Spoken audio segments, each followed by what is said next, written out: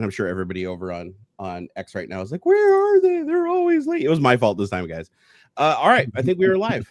Yeah, it's 100% my fault. It's 100% my fault this time. My computer is being a dork butt.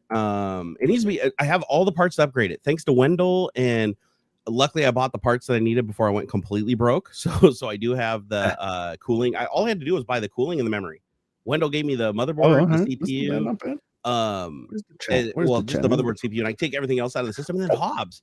So Hobbs our buddy, he said that he won a bunch of like random computer parts and shit at like LANs he's been going to. Because he goes to all the LANs and always gets the top seat, right? So he's been winning all these raffles and shit. So he's like, I could not believe he offered this. He's like, dude, what? Let's not take your old computer apart because if it breaks down, you're fucked, right?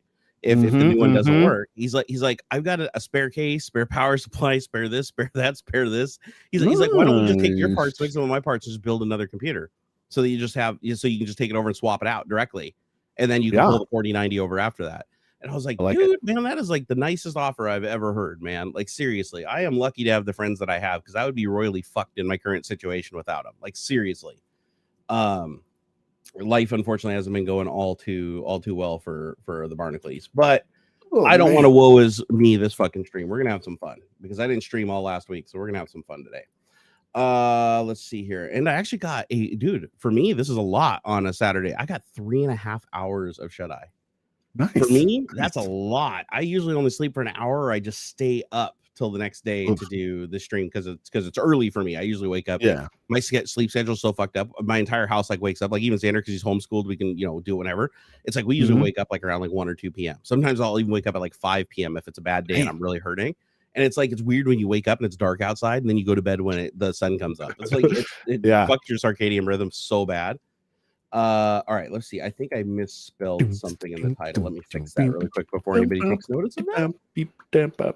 No, typos are on purpose. It's for the engagement. Oh yeah, that's right. I forgot. Yeah, with then they come in and they say like, Diablo. "Oh, you spelled that wrong." You got to say Diablo instead of Diablo, or is it? Wait, which one is it now? Is Diablo or Diablo? I just say Dablo. Just bypass Dablo. Yeah, right. And then like my tools, I have my special, like my favorite screwdriver. Ooh, I want to see this. This is like their tiny kit, right? But I have like their double clutch screwdriver. Actually, it's over there. But I fixed it. Oh, Cobalt. No, Cobalt. Cobalt. Wait. Show that to me again. Oh my god. Oh, Cobalt. So, okay, the dyslexia. Got it. Yeah. I've actually like in previous like build streams and stuff. Well, like I'm like, oh, this is like my favorite screwdriver. It's the double clutch, blah blah blah from Cobalt. I've had people like get seriously upset. No, it's Cobalt.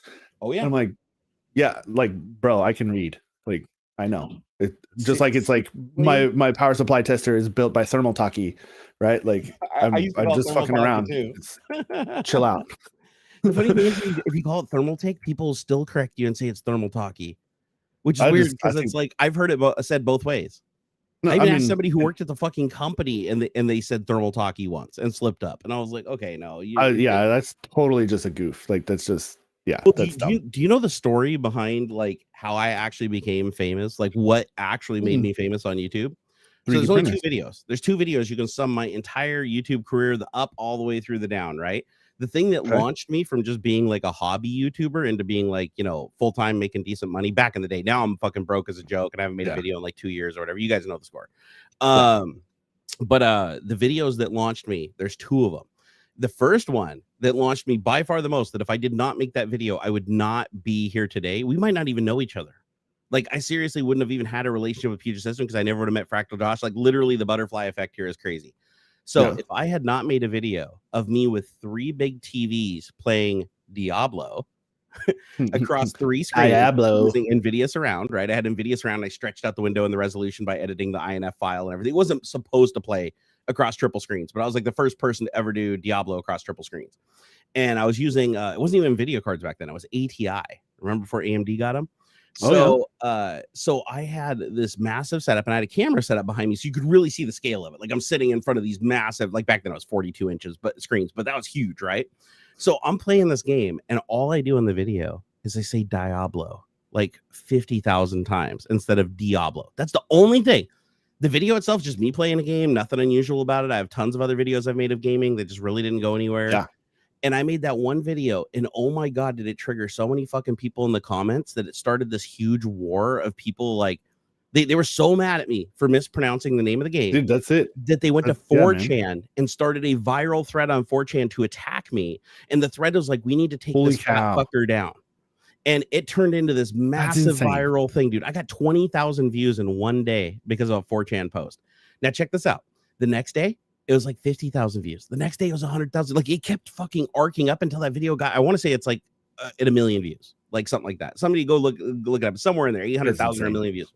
And it just took off. It lit my channel on fire. And then all my other videos started getting views. Like literally overnight, my channel started peaking. I went from, I think at the time I had 10,000 subscribers. I went from 10,000 to 100,000 subscribers from that one video in about 2 months.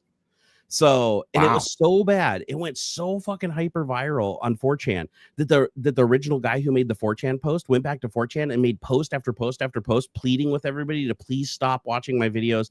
Please stop going to my channel. It's helping him. It's not hurting him. Look, posting pictures of my analytics and everything, saying, please don't help him. Stop it. You're helping him. This is backfiring horribly because people liked my content. It turned out I came here to troll this fat fucker, but I actually kind of like his stuff. And so I ended up getting so there's one guy out there. I don't even remember his name. But there's one dude on 4chan that literally launched me into the stratosphere because he was so offended by me saying Diablo instead of Diablo. No shit. Dude, and I don't think I deleted any of the comments. If you go back and look, you probably still see all the original comments unless YouTube filtered them because they were so vulgar. But yeah, don't delete comments. I made that mistake a long time ago where I really did start deleting comments. Don't do it. Number one tip for content creator: if you're going to get trolled. Okay, that's the first thing. If you are a content creator and you have any modicum of success, it doesn't matter what it is, you'll get trolled. Yeah. It's all engagement, man. Like, and the thing, I think the thing that's hard though, and if there's something you got to have to like look inward, right? This is the self-awareness kind of thing, is like that shit can bring you down. Like, oh, for sure. Like actually reading the comments, and say that can really get to you. Oh, correction. Like, don't read the kind comments. of a balance. Don't read the comments. Just don't delete them. It's a balance, especially like if you start getting a lot of shit, have somebody else like moderate your shit. If be real and be honest with yourself about how like for me, there's nothing you fucking people can say to me that's gonna get to my like emotions. There's like a disconnect in my brain from that stuff, right? I wish I had that. No, that's not to say that I don't get like I don't want to say triggered, but that I don't like I'm completely neutral to it all. I did have it, but it depended on my mind state. Like if I'm in a bad place, I take it bad. There's time like I started getting into it on a little bit on threads about this TikTok stuff. But it's not like I don't take it as like a personal attack. Like there's nothing anybody can say that my brother hasn't already like tore me down for. Dude, your right? brother is so fucking hard. You know what I mean? So it's like your opinion, the random audience opinion outside of like genuine criticism and stuff is like people would come into my chat during my drive streams back in the day, like randos, and like, oh, look at this fucking blah, blah, whatever, insert whatever insult. And like some days I'd just be like, you're gone. And then other days I'd like fuck with them and troll them back and stuff and have some fun. But like, that's a personal thing. And so like, sorry, I got all, where was I going with this? Oh, the YouTube comments though can be, I don't know, just any sort of commentary like that can, it hits different. You know what I mean? Like a comment on threads versus like something in the chat here or on Twitch. It hits a little different, and especially when you want to make people happy, right? Like when I make content, I legitimately look at my audience like as my friends. And like I want to be happy. Like I actually get genuinely excited. Every time I released a video, I'd sit there and fucking F5 the comments like a dumbass for like the first hour. And honestly, on the videos where it was mostly positive, where like most of the people that watch the video were like subscribers that found it through notifications and it didn't really get boosted to organic followers till way later. Most of the comments would start out really positive. And so it got to the point where I'd cut myself off. I would just say, I'm only going to reply for the first few hours. And then after that, I'm going to try to stay away. But then curiosity would kick in, and I'd be like, oh, I wonder what people are saying. I wonder what people are saying. Or somebody say, oh, did you see that comment? And they'd link it. So even though I'm not paying attention, they'd be, oh, go look at this. And then you go look at it, and you're like, fuck. But yeah, no, it's I can tell you right now from experience, like with 100% confidence, like I'll back this up all day long. If you are not getting trolled by anybody, you are not succeeding. Like content creation, the whole purpose, if somebody trolls you, they are making the calculus in their mind that you are worth their time to troll. Because if you're the only person that's going to see what they say, they're not going to care. They don't even know you in real life. They don't care. They're just trying to use you as a jumping off point to get other people to give them attention, right? So go ahead. Yeah, right on. Sorry. Yeah, no worries. Sorry. We just heading out for the day. Huh? Do we got that delay again? Or here, let's hear. Here, say maybe one when you hear me clap. Okay. One. Okay, better than last time. I was a little behind on it, of course, because of the reaction. But yeah, it's pretty close. Have to go over. No, the lady snuck up on me. They're heading out, so just letting me know, giving me the update for where the dogs are at and stuff. Well, tell them to have a wonderful day doing whatever it is that they're doing. Oh yeah, dude, it's so nice outside. Like, okay, so like my background is a joke, right? Like this is fake. I mean, obviously these trees aren't real and shit, but yeah, the line's a little bit of a giveaway. It's so freaking nice out right now. It is fucking blue skies to the horizon. It is a bright, shiny, beautiful spring day in Washington. This could be like, I was thinking like, man, if I had a little bit of time, I think I could have figured out how to get like my outside camera like view as the background would have been sick. Oh, you totally. And I think I could have. Awesome. I think I could have if I pipe in the outdoor camera as a view into OBS and then use the OBS camera. 100%. Like, that's what I could pace myself. Yeah, I was literally. I just didn't have time. It wasn't. The idea came to me too late. But it is so nice out right now, and like it's like crispy, right? It's like I think like upper 50 or just a little over 50 right now Fahrenheit, and like, oh. Yeah, I peeked out the window. I peeked out the window when I woke up this morning. So nice. Damn, it's nice. I heard it's supposed to get up to like 70 this weekend, either today or actually, I mean, if it's like 50, literally just 42 degrees the other day. Dude, it was just a few weeks ago. There was a couple days that were like 65, and then suddenly it's like 40 degrees for a week. We had crazy high wind too. Did you guys get hail over there last week? Yeah, a little bit. That hailstorm was out of nowhere here, dude. It was like the hail was coming sideways at my house, and I actually backed away from my window because it was hitting the window so hard that the little ice crystals were shattering when they were hitting the window. Wow! And I thought it was going to break the glass, so I was like backing away from the window, like, oh god, what's happening? Yeah, the weather this like the last maybe 60 days has been just completely like bipolar. It's so weird.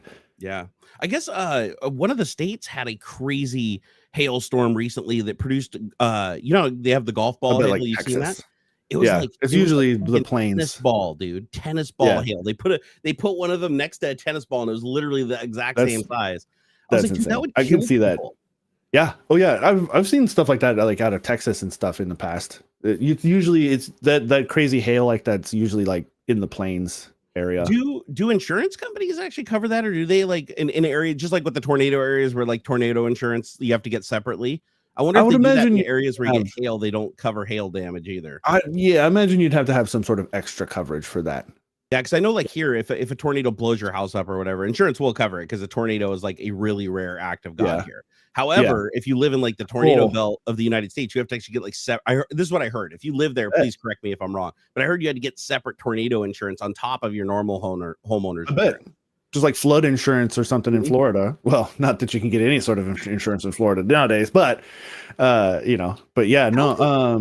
like trees here like in Washington, tree falls on your house, you gotta have extra coverage for that. Like trees falling on your place all the time. Are you shitting me? I didn't know that. Oh yeah. You might be covered if like your roof has like some sort of damage warranty on the roof itself, but like your normal, this might be different from person to person, but I'm pretty sure your just standard home insurance isn't going to cover a tree crashing down on you. I guess it kind of makes sense though, because if you have a tree, if you have a tree in an area that can fall on your house and you didn't take care of that tree, like if it was rotted and it fell over during the wind, I could see insurance backing away from that and saying they won't pay. Because insurance will do that. Like if they come out and find out your house damaged because of you, it was your fault or negligence on your part, they will try to weasel out of paying every time. When we first moved in here, my brother, he's like a tree guy, right? We're walking around showing the place. Like we haven't even really like officially moved anything in yet. And he's like, bruh, that tree right there, like you got to get that taken care of. Like that's gonna be a problem.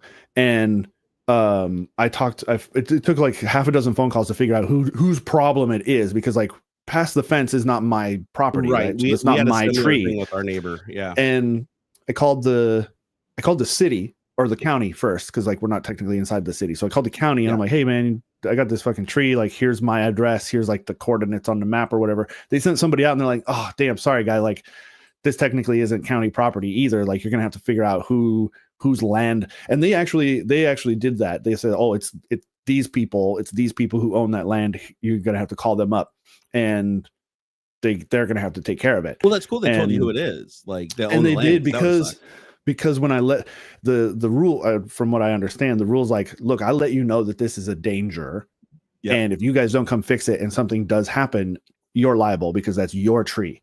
Yeah, we just recently they came out and they didn't like take it away. They just chopped it down and cut it up into chunks, and like it's just a bunch of logs out there, which is fine. Yeah. It's just a green belt.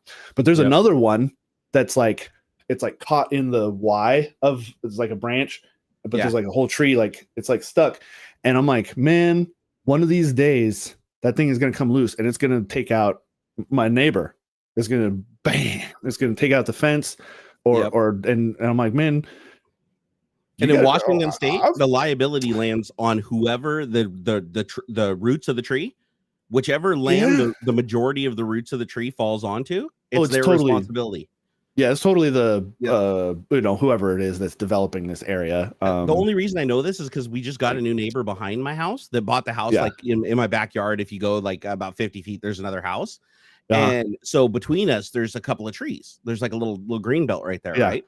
Yeah. And so when he moved in, he actually came over and talked to me while I was in the hot tub. I'm just sitting out in the hot tub, like doing my thing, and he walks over and introduces himself. Or whatever. I'm like, hey, what's up, neighbor? He's like, hey, I just moved in. He's like, yeah, are you the owner or whatever? I was like, well, I'm the one sitting in the hot tub, anyways. He seemed like a nice guy, so I fucked with him a little bit. And he's like, okay, cool. He's like, do you have any problem with me like getting an arborist out here to cut these trees down? Right here, I was like, bro, they're your fucking trees. I was like, they're on your property. You do whatever you want with them. I told him I'm not one of those neighbors gonna bitch. Like, you do whatever you want with your property. And he was super cool about it. But he said, he looked at the local laws, and two of the trees are rotten because he when he had the land appraised or whatever before he bought it, they came out and pointed out these two trees are a risk. Yeah. And so he didn't want his insurance premiums to be like super high. So the insurance company said that they would give him a better rate if he cut those trees down. So he paid a guy to come out. I want to say he said it was like $2,000 or something like that, but he paid to come out and the guy climbed up and like limbed them off, and then one of the trees was too rotten, so he had to climb up a tree next to it and like reach across and cut it down a section at a time. But he chopped down all the trees free of charge. Didn't try to pull that like, hey, do you want to share the cost bullshit? And then we also we have neighbors that have done that too. Where they want a fence. We had a neighbor that literally wanted a fence. I don't have a fence around my house, right? I don't have enough of a backyard to even need a fence, right? Like it just doesn't make sense for my property. So, but my neighbor wanted a fence. So when they came in, they come over and they're like, oh, hey, you want to go 50-50 on a fence? I'm like, dude, I'm not fencing in my yard, so I'd just be paying for your half of a fence on my property line. How does that make sense or whatever? Oh, I just thought, maybe you'd want to like contribute. I'm like, no. And I'm gonna get a fucking surveyor out here to make sure that you put that thing on your side of the line, not mine.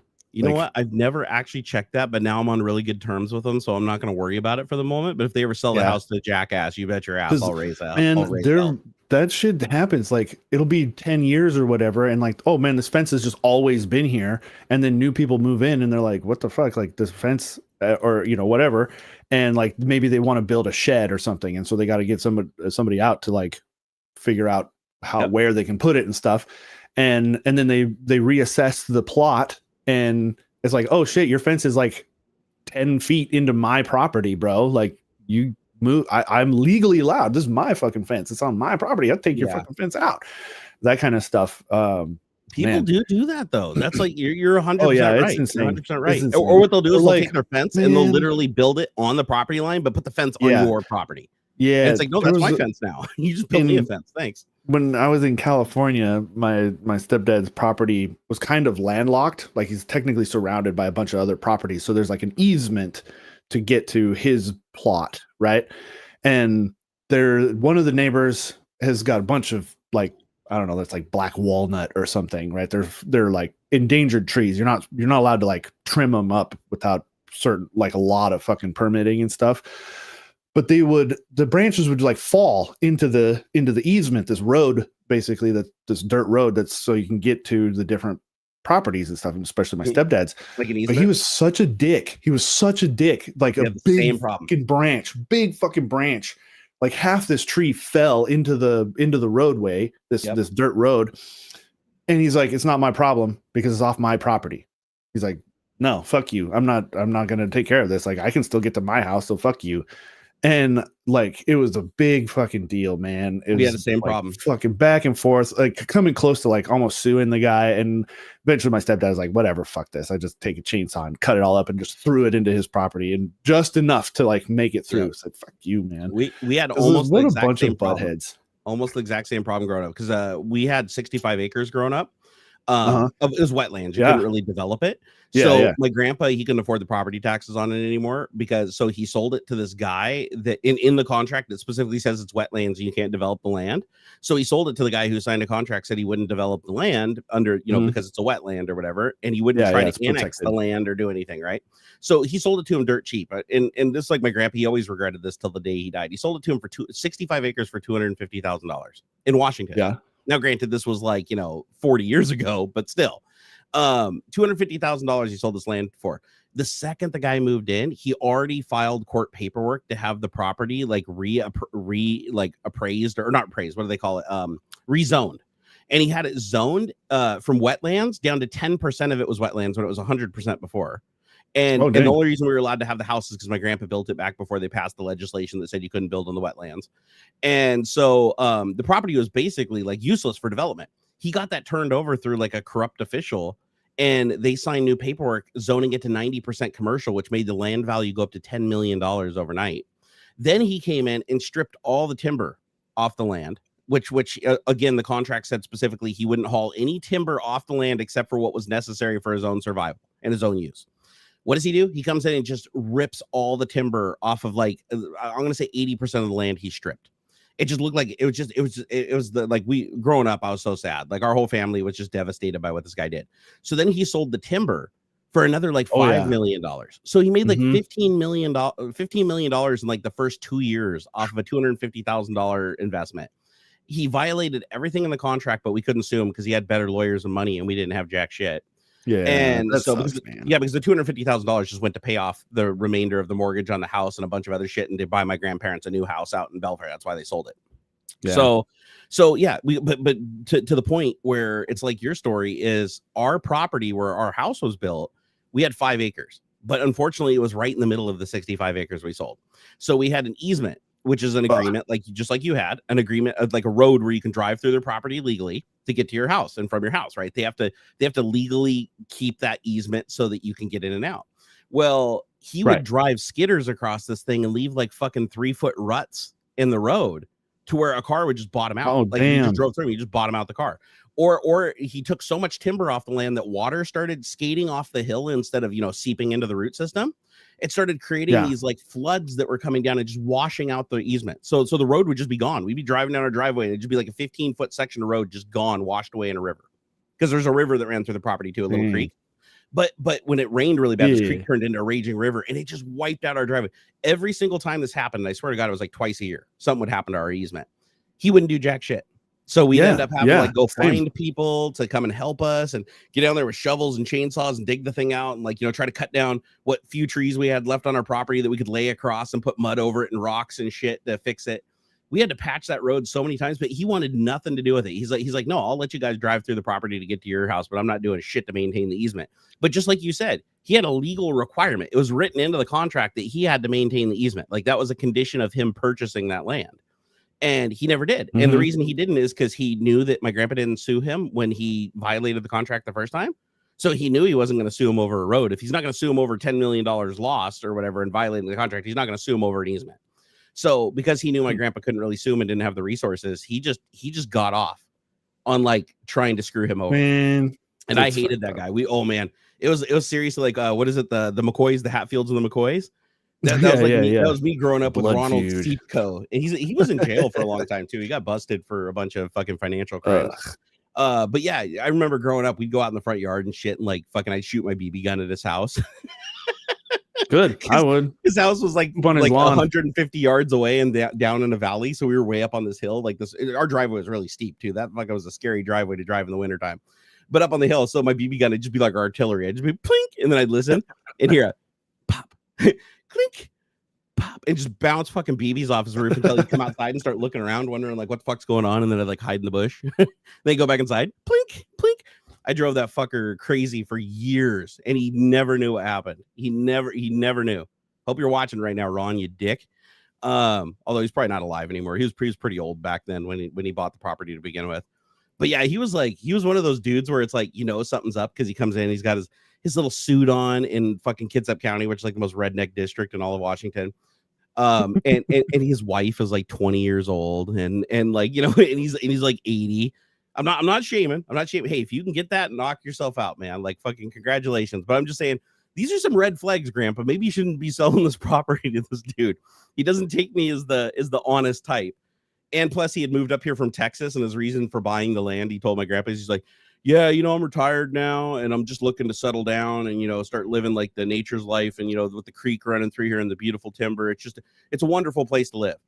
And to his credit, he did live on the property. Like, I thought he was just going to buy the property and live in his mansion somewhere else, but he did live in like a shitty, my great grandma's old shitty house.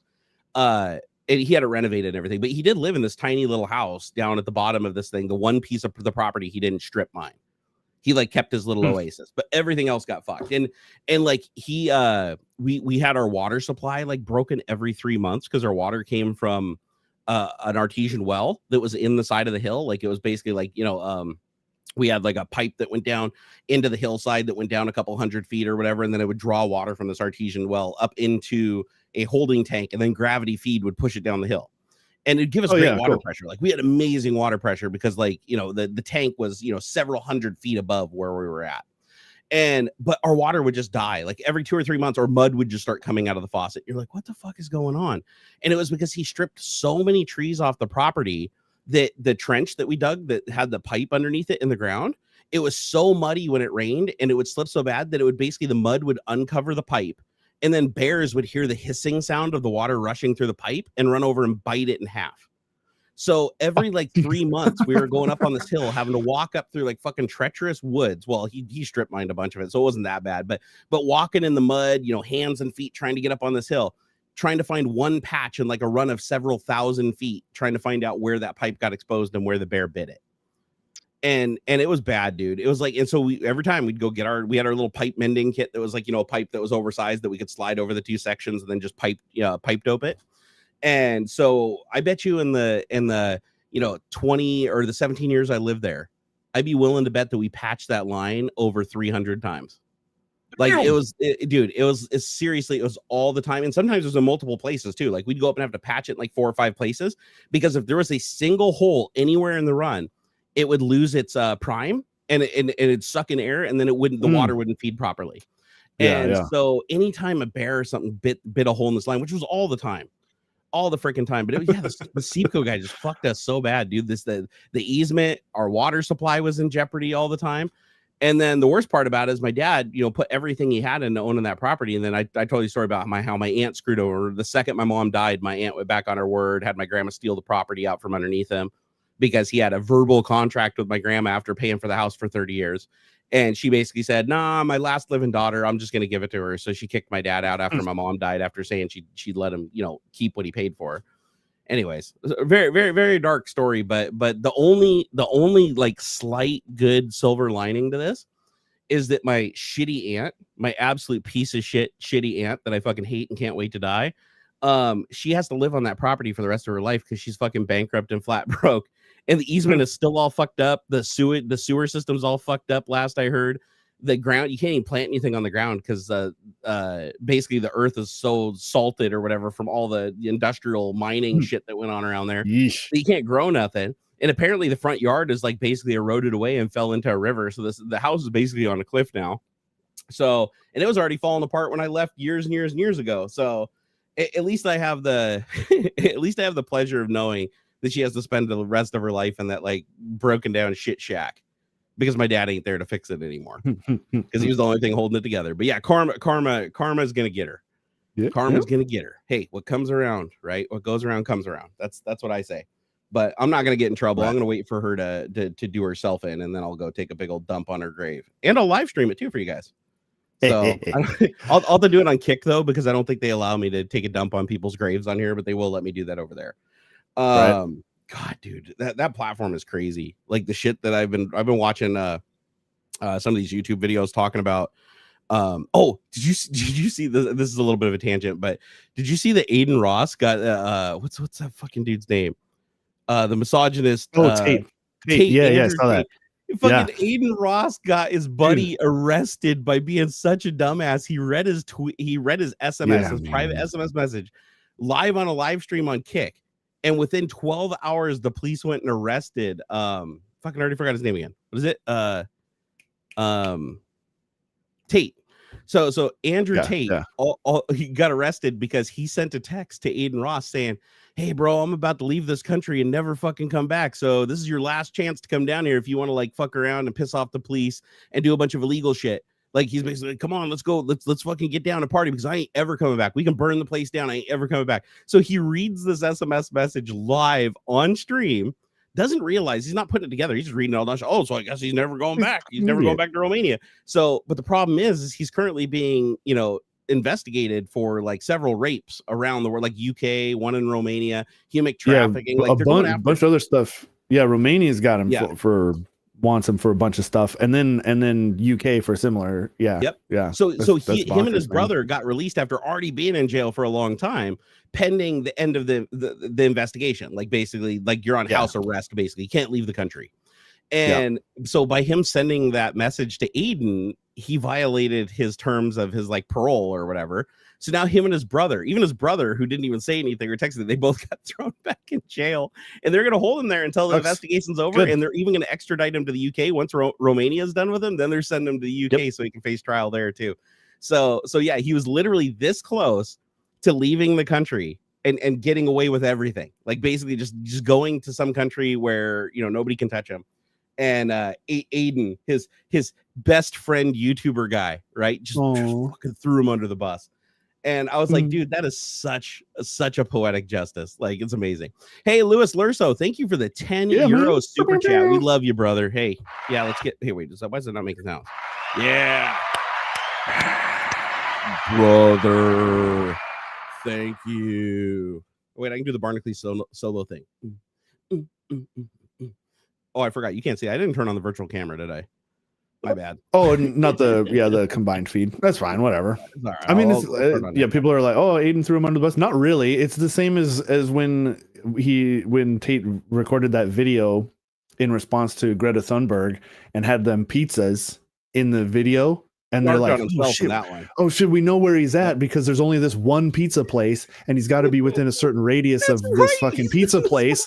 And they fucking found his house in Romania or whatever because he had the fucking pizzas in the fucking view, which is, I mean, that's freaking awesome, to be frank, because like, dude, I don't put a lot of faith I don't put a lot of faith in fucking police investigation stuff. Like, that's like internet sleuthing FBI level stuff, right? Like, but brilliant.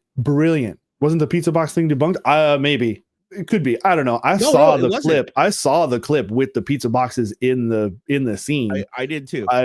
And who knows? These days, fucking who knows? It could have been fake. But we'll check notes. I'll say the timeline of events is too coincidental to me. Like, but that's the story at least. And I fucking I think it's a good story. Let me check because I want to know. I don't want to. Dude, false.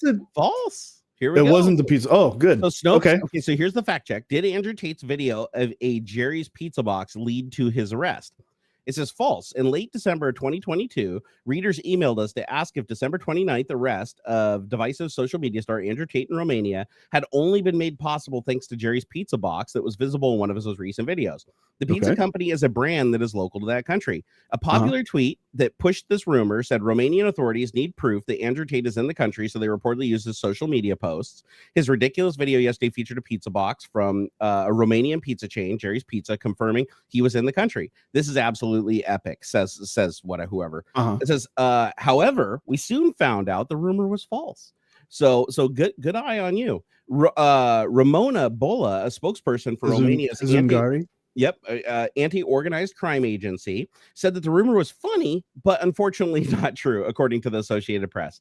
The AP also noted that earlier in the same week, Tate had posted a video on Twitter of a mountainous region of Romania, the Eastern European country where it's reported that he had lived for the last 5 years. In other words, he had already indicated on his public social media presence that he was already in the country.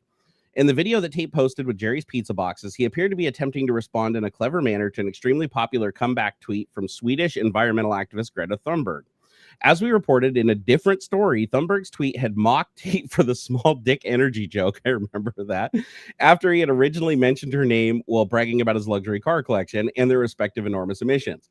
Her tweet received more than 3.5 million likes, far more than the hundreds of thousands of likes that Tate's tweets brought in.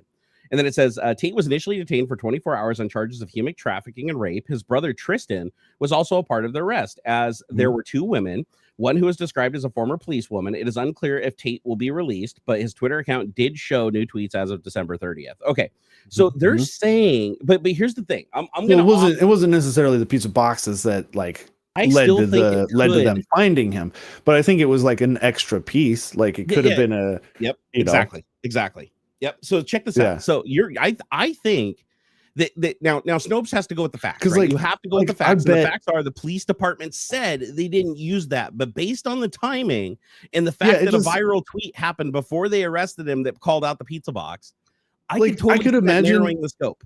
I could imagine they knew he was in country, but where? Right? Like, okay, if I'm wanted by the FBI, they know that I'm in the country by cameras in the fucking the airplane, the airports and stuff.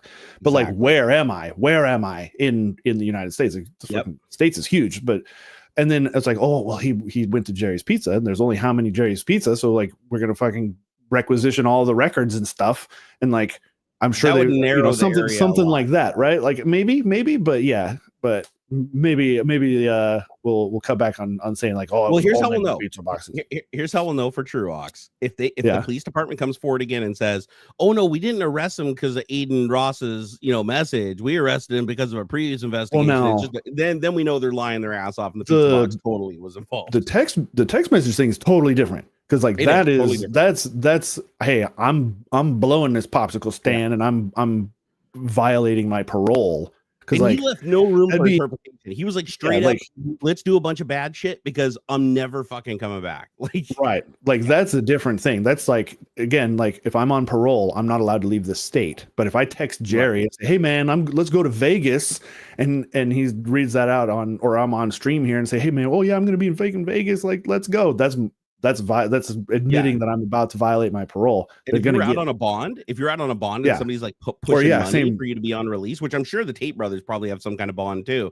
I'm sure that the person that put up that money doesn't want them fleeing either, because then they lose it all, right? So they're going to be like, no, get Dog the bounty hunter, call Dog, get him on this shit. But I just thought the fact that it was Aiden, of all the people, the biggest dick rider on earth, took his buddy down.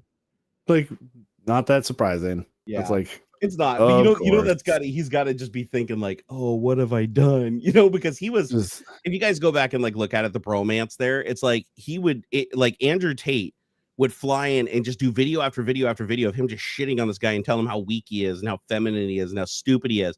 And he would just eat it up. Aiden would just be like, oh my God, yes, senpai, please tell me more, please. I want to be just like you. Train me in your ways. And so he was like, he looked at him as a god figure. And it's like he just took out his god. Gross. The dude just took down his god, and he didn't even realize. That's the funniest shit about it, is he's reading this on the stream. He's like, "Oh yeah, cool, man." He's saying I should go down there. We can make some really cool content before he leaves out of there. And do you really think Aiden, as close as he follows his buddy, he doesn't know that he's basically out of jail and can't leave the country? Like he should have known not to say that. And the other thing is you shouldn't be reading SMS messages on stream. I'm glad he did. But you shouldn't be like reading an SMS message unless the person that sent it to you explicitly said, hey, you can share this publicly. Because if he wanted to say it publicly, he would have. Like he would have gone on Twitter or whatever and posted like, hey, Aiden, why don't you come down here and fuck around before we get out or whatever. He wouldn't have sent a private SMS if he wanted it to be public to hundreds of thousands of people. But kudos to the police department down there for moving so fast. Like, honestly, here in the United States, shit don't move that fast. Like the fact that it went that they even have people like somebody watched the stream, relayed that information to the police took action, went and picked them up. I mean, it was super fast. It was like light speed. So kudos to them. Awesome. Hope that fucker never gets out. Let's see here. James Janus said, I had Jerry's Pizza the other day. That middle of the right leftover. Oh, never mind. He deleted it right in the middle of me reading it. It was like middle of the night leftovers or something like that. That was weird. Yeah, I don't know why he deleted that. That was bizarre. I'm like, oh, that doesn't happen very often. Probably for the typo. Oh, okay. He's probably gonna repost it. Bradley said the reason why the police in the U.S. don't take action quickly because they don't want to take accountability if they mess up. That's fair. Yeah. Everybody's like, you're it. No, you're it. No, you're it. Oh, he posted again. Okay, I had Jerry's Pizza the other night. The other day, that secret middle of the night leftover pizza from your fridge was pretty good. I get it. Oh, Jerry's Pizza. He's talking about your pizza. Your pizza. I did like that it was called Jerry's Pizza. Like that makes me feel like kind of connected to this thing on a personal level. I don't know. Is Jerry a common name in Romania? Jerry's Pizza. Am I Romano or what is that? What Romano? What right? Like I've heard, and maybe Roma, this is just a joke. So, buddy of mine is half Filipino. He goes to the Philippines every once in a while. They got family out there, and he tells me that they've got in addition to like KFC and stuff, there's like and it's wicked popular. There's like a what was it? Kenny Rogers chicken. And I'm like, what? That was Kenny like an Rogers SNL joke. Yeah, like Kenny Rogers chicken? Like what? And apparently it's like wicked popular over there. And I don't know. And he's told me this a few times. And so I don't know if he's just fucking with me or not, but apparently it's a thing in the Philippines and it's pretty popular. And I've never really tried to fact check him on it. And now I'm kind of doing it. That's I mean, there is a Kenny Rogers Roasters. Like it doesn't surprise me. It doesn't surprise me because like David Hasselhoff is like huge in Germany, like as an artist, like a musician. But here we don't know him for his music like at all. Like there are he's a musician. There are locations of this Kenny Rogers Roasters in the Philippines, and he's telling me like, dude, it's like it's crazy popular, like bigger than KFC over there. Like people fucking love Kenny Rogers chicken. And I'm like, I'm like, that's so weird. Like Kenny Rogers, like what? Like I don't know, bluegrass country guy, right? Like what? That is a weird combo. Like honestly, I mean, the Philippines are they a nation that teaches English in primary school so that like everybody speaks English pretty much natively? I'm pretty sure. Yeah, I would imagine. And because there's like half a dozen dialects of Tagalog out there from like in the main like city centers and stuff like Manila and whatnot. Yeah, I think English would be a taught thing, but you get out into the country and stuff. Nah, it's nobody. Kenny Rogers died in 2020. I didn't know that. Oh, R.I.P. Oh, rip Kenny. I'll always remember anytime I hear anybody talk about Kenny Rogers, I always think of the Kenny Rogers Jackass episode on SNL. Yeah, where it's like, hey, I'm Kenny Rogers, and this is the bat fetcher trick with my teeth. Or this is the drink the whiskey challenge or whatever, and he's basically like mimicking like he's Johnny Knoxville. Oh and it's oh my god, it's funny. Yeah, look up. I'm pretty sure it was either SNL or Mad TV. Oh no, it was Mad TV because I think Will Sasso was the person that played Kenny Rogers. So I think it was I think it was Mad TV, and it was like or was it or in Living Color? No, it was Mad TV. I'm pretty sure of it, but it was Kenny Rogers Jackass, and oh my god, that is a classic. If you've never seen it, like you should watch that. Dude, have you been seeing the AI deepfake shit that's been coming out lately? A little here and there, yeah. Dude, it is accelerating like at a rate that's just like blowing my mind. Like, and trust me, I've been messing with this technology constantly. So yeah, I know it's capable, even just from like all the projects on GitHub and everything. Just download them, use them. You can do some pretty insane stuff. But it is so freaking easy now to deep fake that literally anybody can do it and produce a result that will fool most people unless they're like faces pressed against the screen on an 8K resolution screen. And they don't even need a good picture of the person. Like you can take the shittiest, most noisiest garbage picture of somebody, not even looking straight at the camera, like looking like this. And you can do a convincing deep fake over video with all the emotion in the face, all the muscles moving right, the teeth looking right. Like as long as you got a picture of the face with the teeth, otherwise it'll just insert teeth. It'll use the teeth from the original photo, or it'll just artificially generate the teeth procedurally. But man, the results are just looking so freaking good. So freaking good. And I'm really getting worried now that like video isn't going to be like very admissible evidence here in the next couple of years. Like, I don't think that anybody will be able to reliably, unless you have a chain of custody that is established that can't be broken. Like, because again, the burden of proof is on you to prove that they're guilty, right? So you have to make sure that you have like meticulous control of the chain of custody of how that video is created. Because if there's any spot where anybody could have had access to it, or that starts bringing in doubt that it's like it could have been modified. And you know, it used to be that you could look at video and just be like, oh, there's some JPEG artifacts, or there's some little compression things in here that basically make it look like a fake because it was photoshopped and it was cut in. It just doesn't look right. But AI is learning to account for that, because the procedural AI that's making the image is training off all the existing videos that have the natural flaws that are supposed to be there. So it can also mimic and create those flaws. So the AI is in turn constantly learning the things that we analyze to determine that the video is fake. It's learning how to mimic those things by design. And so anytime that we create a mechanism or create a piece of software or create an algorithm, and that gets anywhere online where it can be trained, the AI can be trained on it, the AI can learn how to counter it. And so we're basically creating a system right now that can automatically counter. I mean, it takes time. Obviously, there's a time component here, but in time, it can counter anything. Like if you figure out how to like watermark an image in a specific way, AI can remove that watermark now. Have you seen that shit? That's a big thing going around right now. That's right. You can remove watermarks from videos. Like, and I'm not talking like you go into Photoshop and like delete it, like paint in each frame or whatever. No, the AI will literally go in, look at the watermark, even if it's just 1 pixel off by like one number, right? Just to create like a false shadow of a watermark. It can go in and remove it seamlessly. Like, it can detect it and remove it.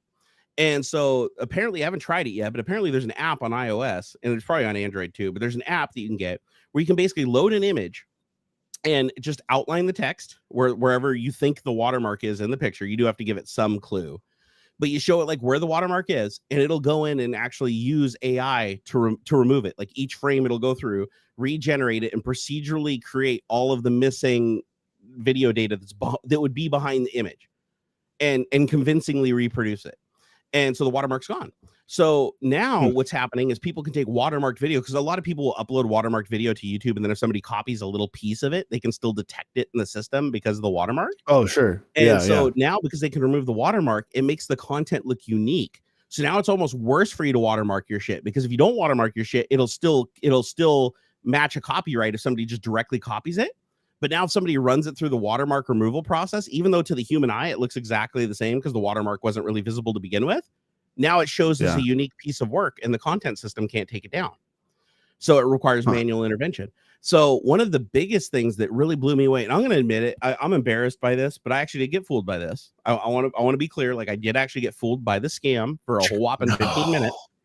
The Starship launch that happened. Did you watch Starship launch? Okay. I've seen some clips and stuff. Went overall well. Like, hey, kudos to SpaceX. Like, fuck Elon Musk, but SpaceX, great job. Like, honestly, they got that way better than the first 2 launches and made it into space. The door fucked up and didn't open right, but the engines worked really good throughout the first part of the mission. They just burned up on reentry, but they knew that could happen. But yeah, overall, it was a really good thing. But I ended up clicking on a stream. When I went to YouTube, I did a search for SpaceX because I wanted to find the live stream. And sure enough, the first result that pops up says live, and the channel name is SpaceX. Keep in mind, though, just for me, on my TV watching in the YouTube app, it doesn't say SpaceX_USA_09 or whatever, which is what the channel's true name was. It just says SpaceX. It shows the SpaceX logo. When you click on it to go watch the live stream, it has all the same SpaceX copied verbatim from their live stream, and it looks 100% authentic. And it's got all their camera angles. You're talking about it, and you're like, okay, this isn't a scam, because usually the scams just play old feeds on loop, right? No, this one was different. This one had AI shit running live on top of it, like on a 5-minute delay, that was inserting parts of Elon speaking. So it'd be like the real stream delayed by 5 minutes for them to do the encoding and AI shit. But it would be like, oh, and today we're launching and it's on the pad. We're going, and you're like, okay, this is the real deal, because I know these people on the screen, they're talking about SM3. I know that that's what's happening right now. So I'm completely fooled by it. I get all the way to where it counts down to 0 in the launch. It goes 3, 2, 1, 0. and then it flips away to Elon Musk on a stage, and his mouth is moving to the new dialogue, and they're using an AI voice, but the AI voice sounds perfect. And he's like, and I'm like, why the fuck are they cutting to Elon Musk? Like when they counted to 0, like, don't we want to see the rocket taking off right now? Like, why are they jumping away from this? Is the build suspense? And he's like, hey guys, today is a pivotal thing in history, and I just want to let you know to celebrate this, that if you send me if you send any Bitcoin to the wallet address under the QR below, I'm going to go ahead and double that right now for the next hour, and you'll get double the Bitcoin back. I can guarantee that. And he's like, there's a lot of scams going around, so I'm doing this. Is how they're clever. There's a lot of scams going around right now, but you can see this is me, Elon Musk, right now on a live stream, so this can't be fake. I'm going to do this because those scammers have been ripping people off, and I'm not going to let that happen. And he's basically like, the whole script is like, you can tell it's me because this is live. And I'm like, immediately when it flipped at 0 to him, I was like, this is bullshit.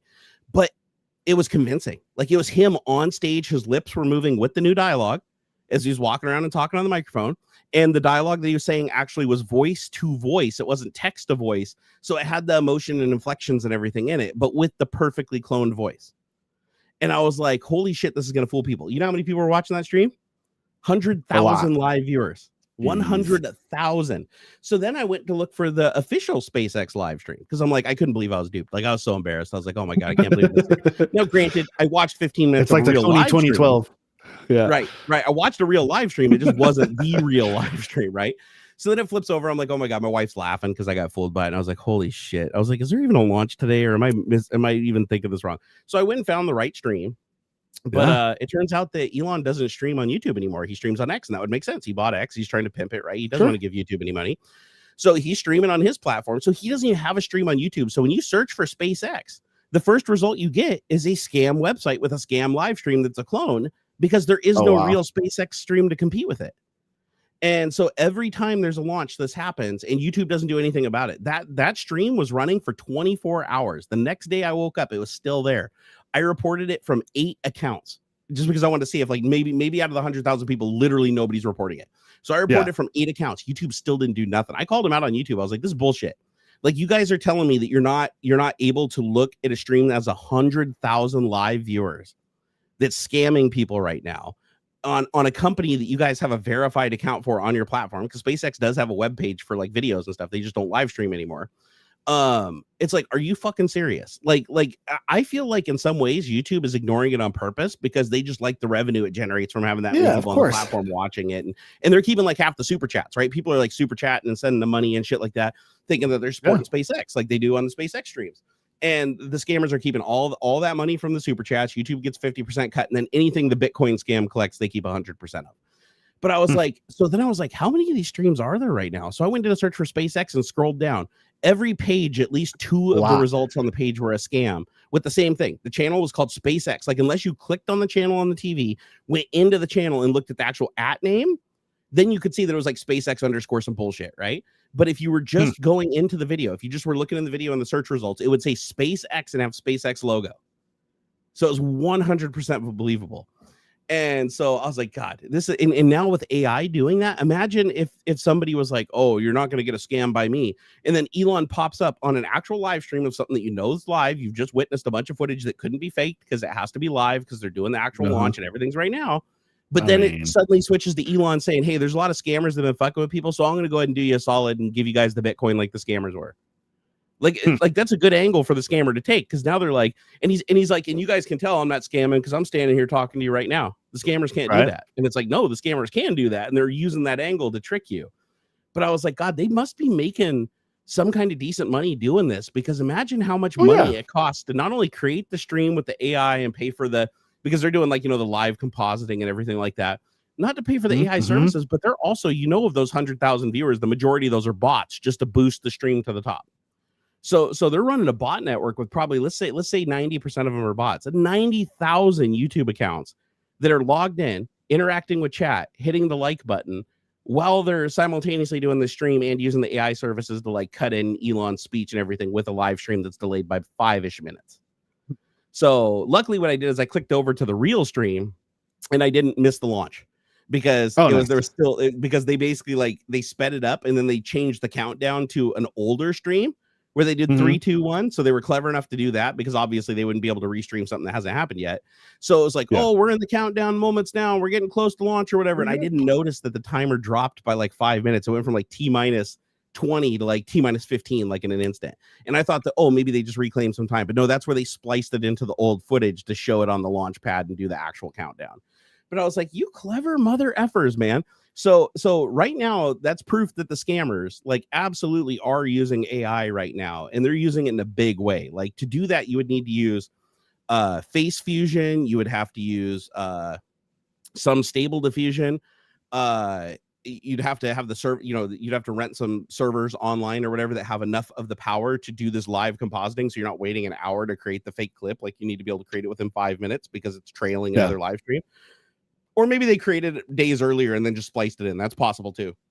But when you think about it, you're like, okay, no, this technology is getting way too easy to use. Like, because it's only going to get worse because we've already seen that it's been used for political meddling. Remember everybody getting the phone calls. Biden's like, oh, don't go vote. You're waiting your vote. But like you can only vote once, right? And don't waste your vote on Congress because you need to save it for me in November. That was a really clever strategy, by the way. Did you see the guy came forward who did it, like, and actually told the media and everything? No.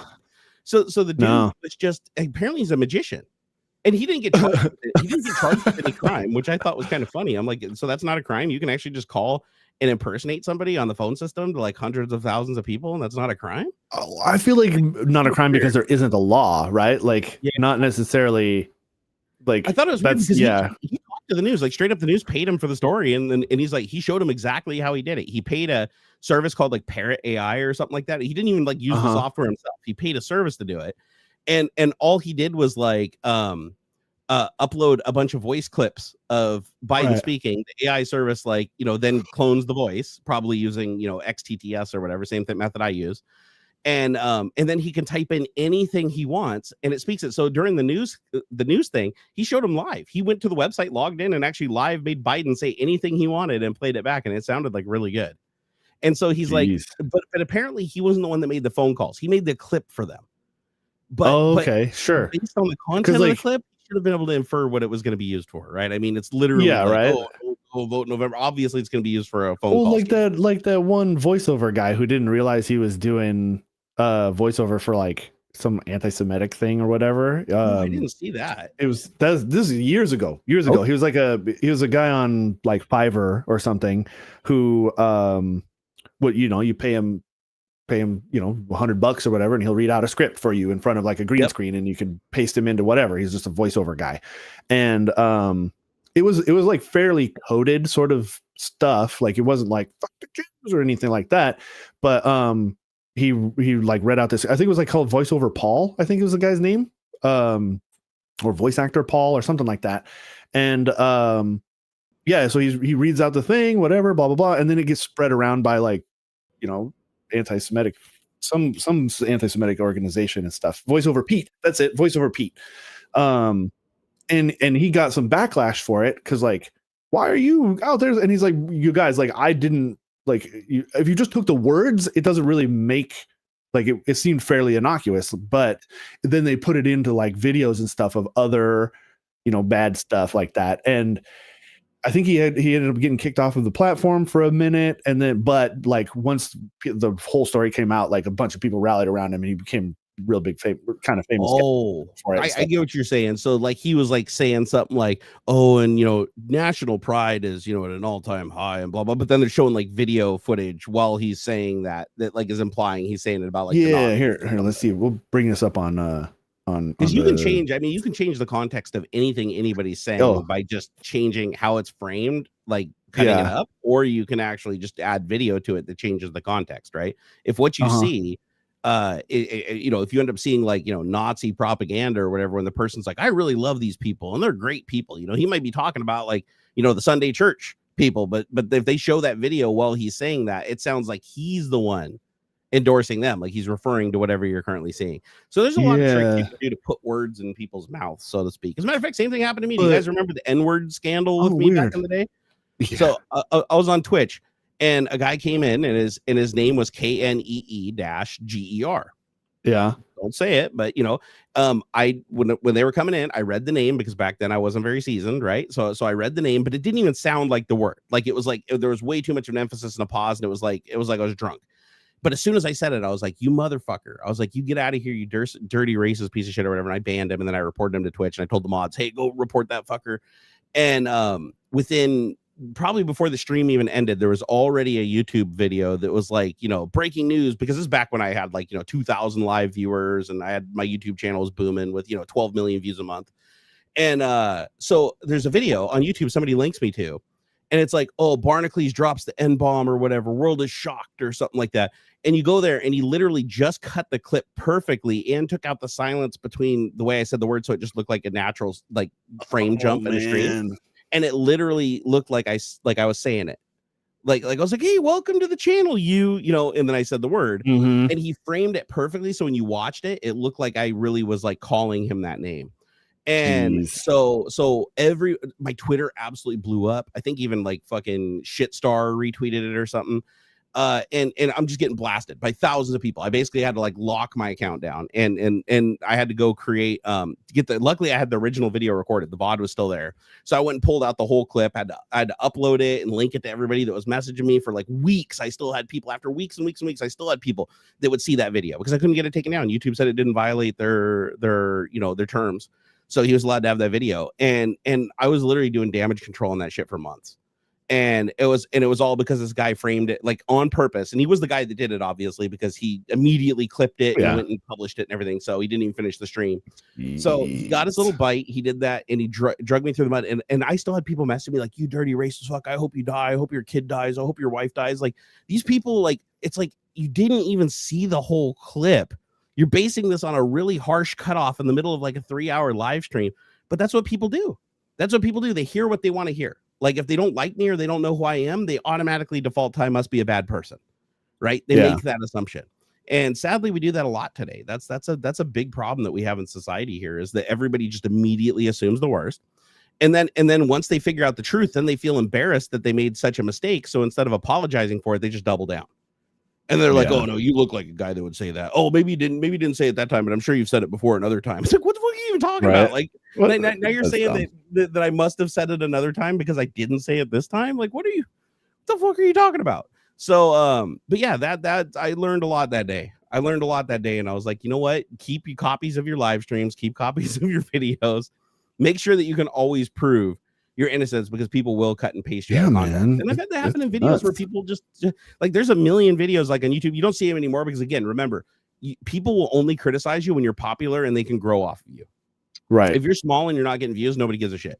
Like there was a time where it's like every day there was a new video. Like, we have to take Barnacules down. Barnacules, vouched for this guy who's a piece of shit, or Barnacules said this guy should report videos when he shouldn't be doing that or whatever. Like everybody, anything I said, anything I did, any position I had, somebody would just immediately create like a hit piece on YouTube to try to get those views on the back of my channel, and so that they can associate the tags.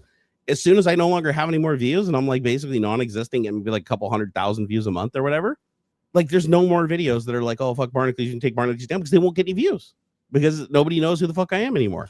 So it just goes to show, again, when somebody's trolling you and somebody's attacking you online, it's because you're doing something right and you have fame and they want to dovetail off of that, right? They're trying to get something from that transaction, because they wouldn't do it if you didn't have that fame. So look at it as a compliment. When people are attacking you online and people are saying shit, it's because you're doing something right. Because if you didn't have enough attention that they felt that it was worth their time to do that to get more attention, then they wouldn't do it. And that I'm proof of that all day long. It's the common thing of like, people who are like at your level or above aren't going to talk shit about you.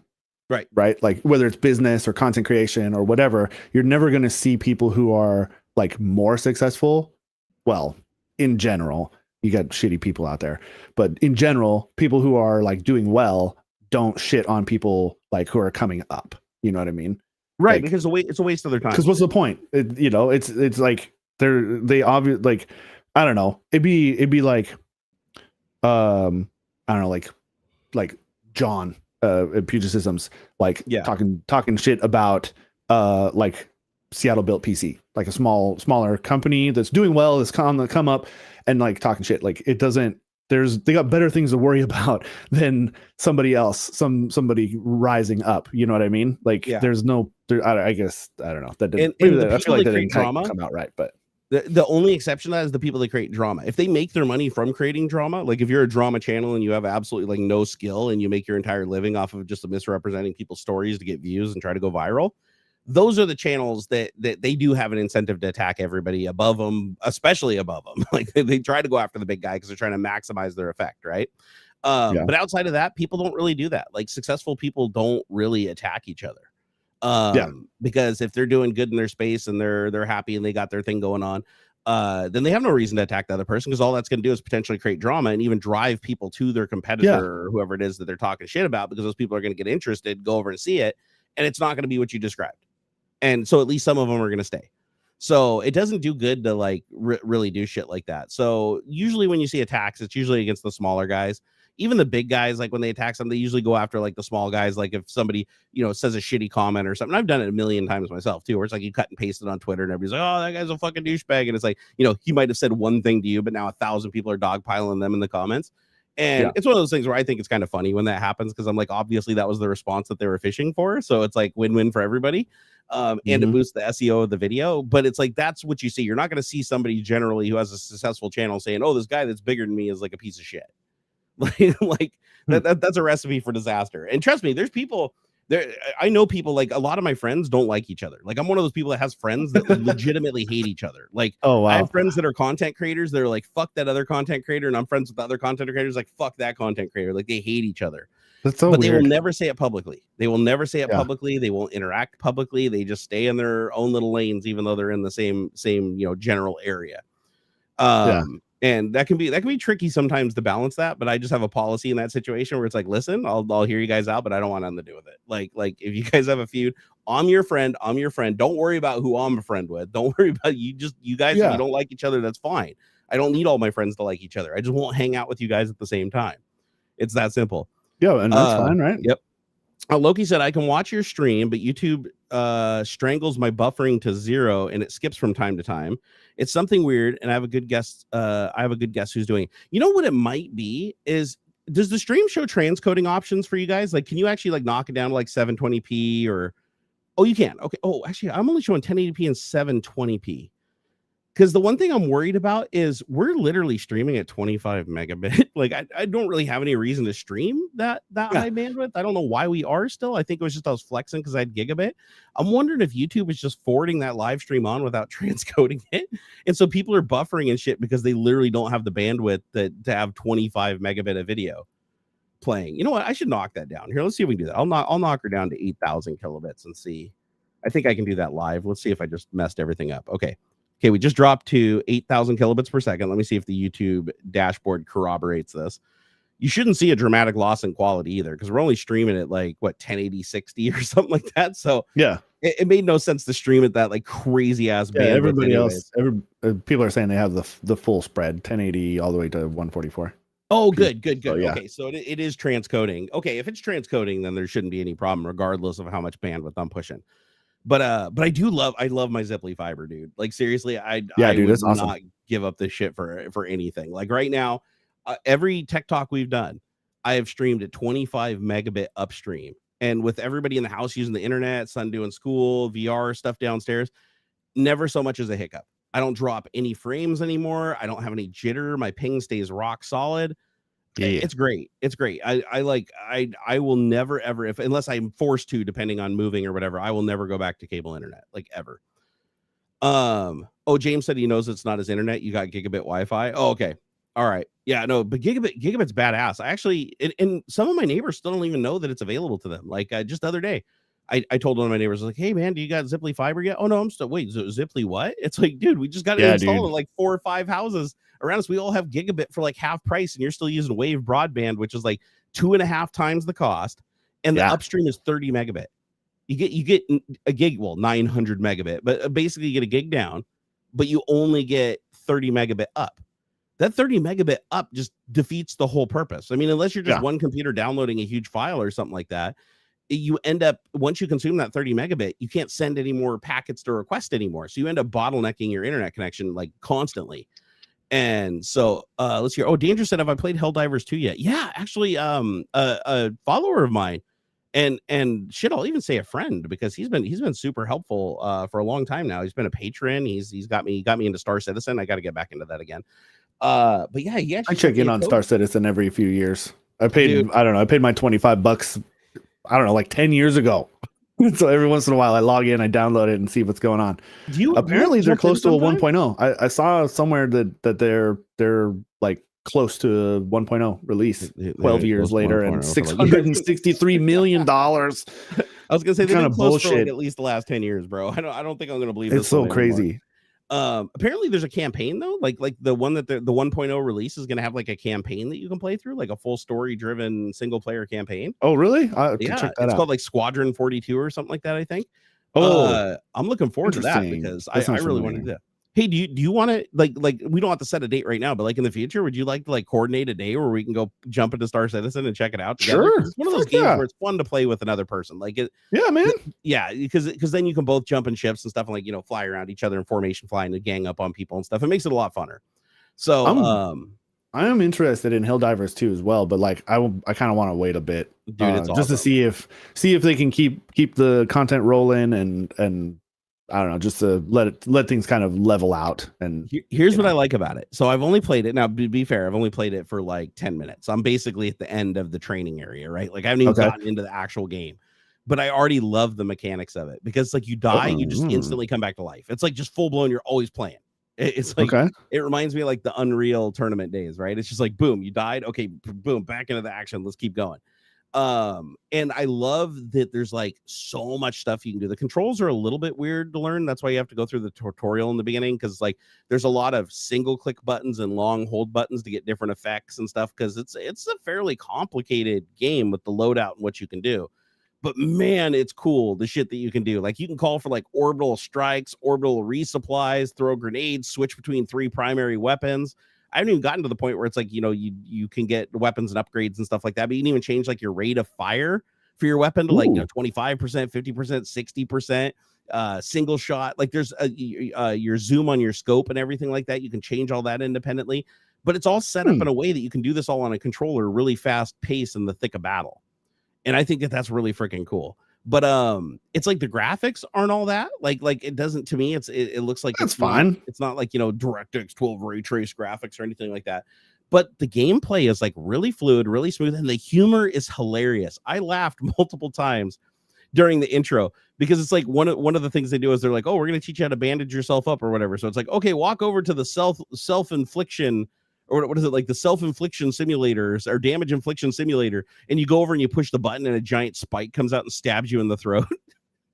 And then you're like literally bleeding out, and the guy's like gargling blood. It's like, all right, get to your bandages. Okay, show me how you put your bandage on. Come on. If you don't, you die. Cool. But it's the comedy is really, really fun. Like I love and like the community stuff that's growing out of it is just it's super hilarious. Like one guy posted a video on TikTok about, oh, I got this random mission to go stop a illegal broadcast from the bots, right? And he gets to the place, and like there's no corpses or anything. Like I guess there's usually like dead people around when the bots like take over this place to do their broadcasts.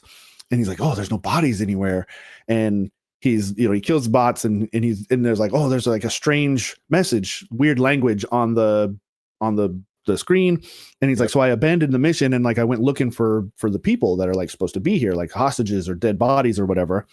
And people in the comments are like, reported for abandoning your duty. You hate democracy. You abandoned the mission. Like, you know, and I just love how everybody's like bought into the universe and just like is totally manic about it. And I think that is so much fun. And I'm seeing people like on Facebook Marketplace are selling 3D printed helmets for like $20 and stuff. And like, it's just, it seems like so much fun how people have just like bought into the universe and are just like, I've seen even, it's hilarious, like girls like posting videos of like how to support your man when he's fighting for democracy, and like, okay, you know, if you're gonna see this salute thing, and you gotta, you know, if you when you walk by, you gotta do the salute just right, and this kind of thing. And I'm like, I just love how quickly this like this community and the universe and the lore of it all has like kind of spread out, and it's like for democracy, and like and people are like, how about a nice warm cup of liberty and stuff like that. It's so fun, and I love that about it. It's just really cool. If you've ever seen Starship Troopers, you will like this game. Yes, yeah. It's not just because you're killing bugs. It's like literally the comedy about democracy and fighting for humankind and everything. It's like militarism and all that in the movie. Yeah,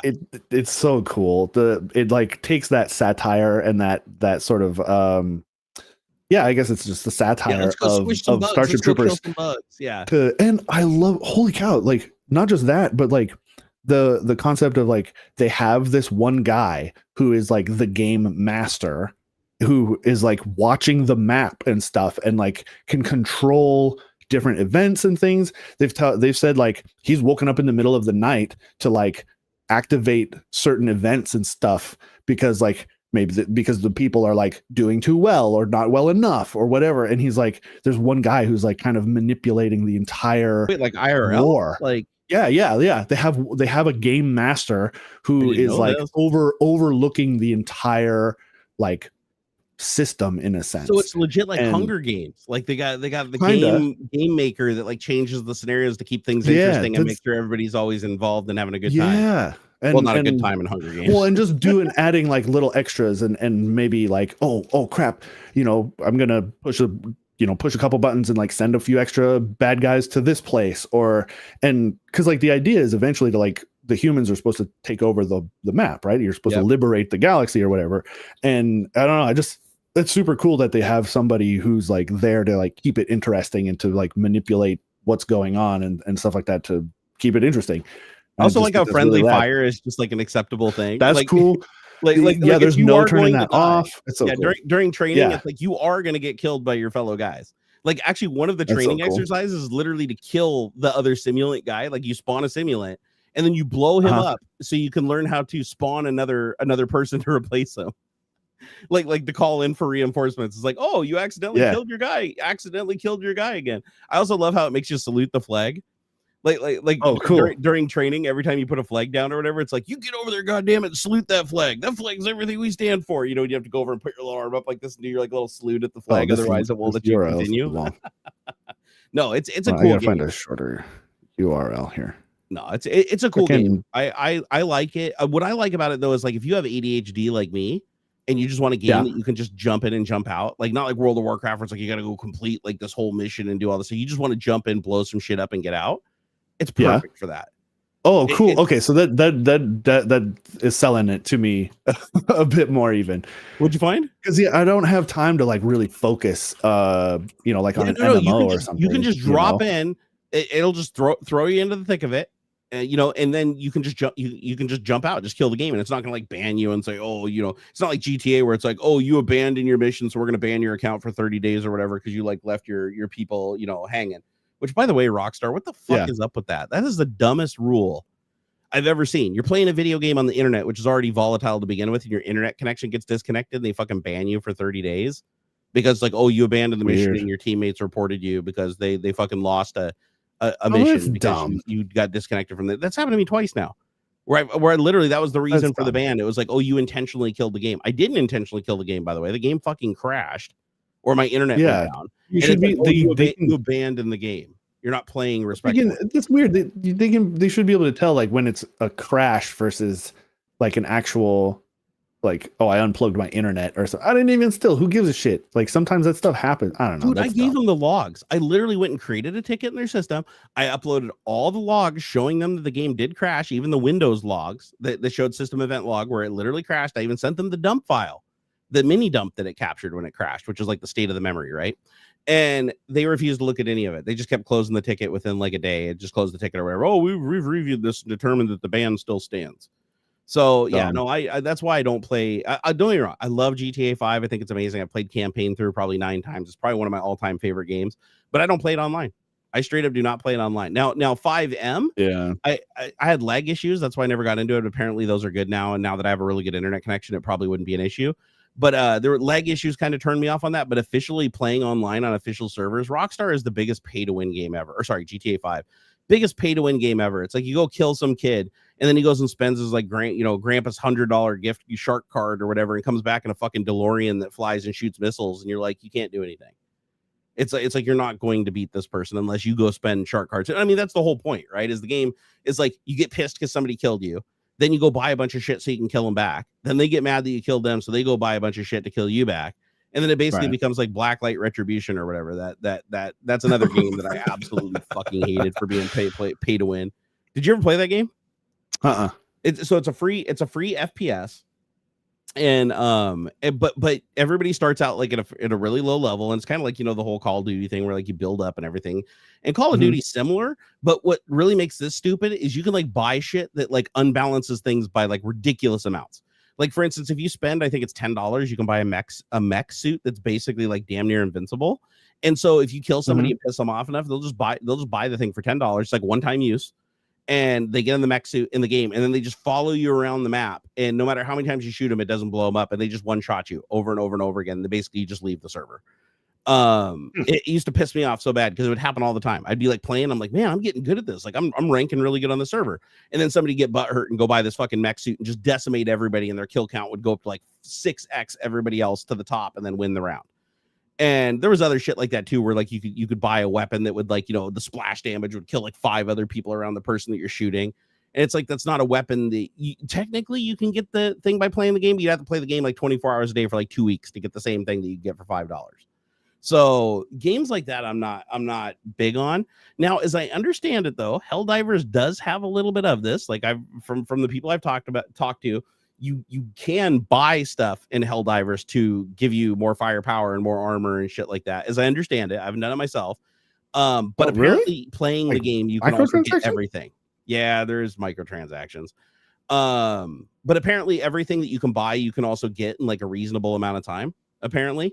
So that's why people aren't too hard on it, because trust me, if it was bad, people would be bitching about that nonstop. Again, not PvP, right? So like I don't see the issue. That's I guess. A good point. I mean, I have seen right. I have seen some little articles about people like being rude and like kicking people out of groups who don't have like the meta or whatever. But which, so I guess like in that sense, maybe, I didn't spend my $20 to get the Uber laser or whatever. But like, again, it's not, or whatever. I don't see the issue. Like, okay, especially if it is fairly reasonable to acquire the stuff naturally, right? So yeah, I'm like, that's fine. I don't know. Oh, do we thank Kristen for the 50 DDKs or DKKs? No. The Danish kroners? Kristen, thank you. No.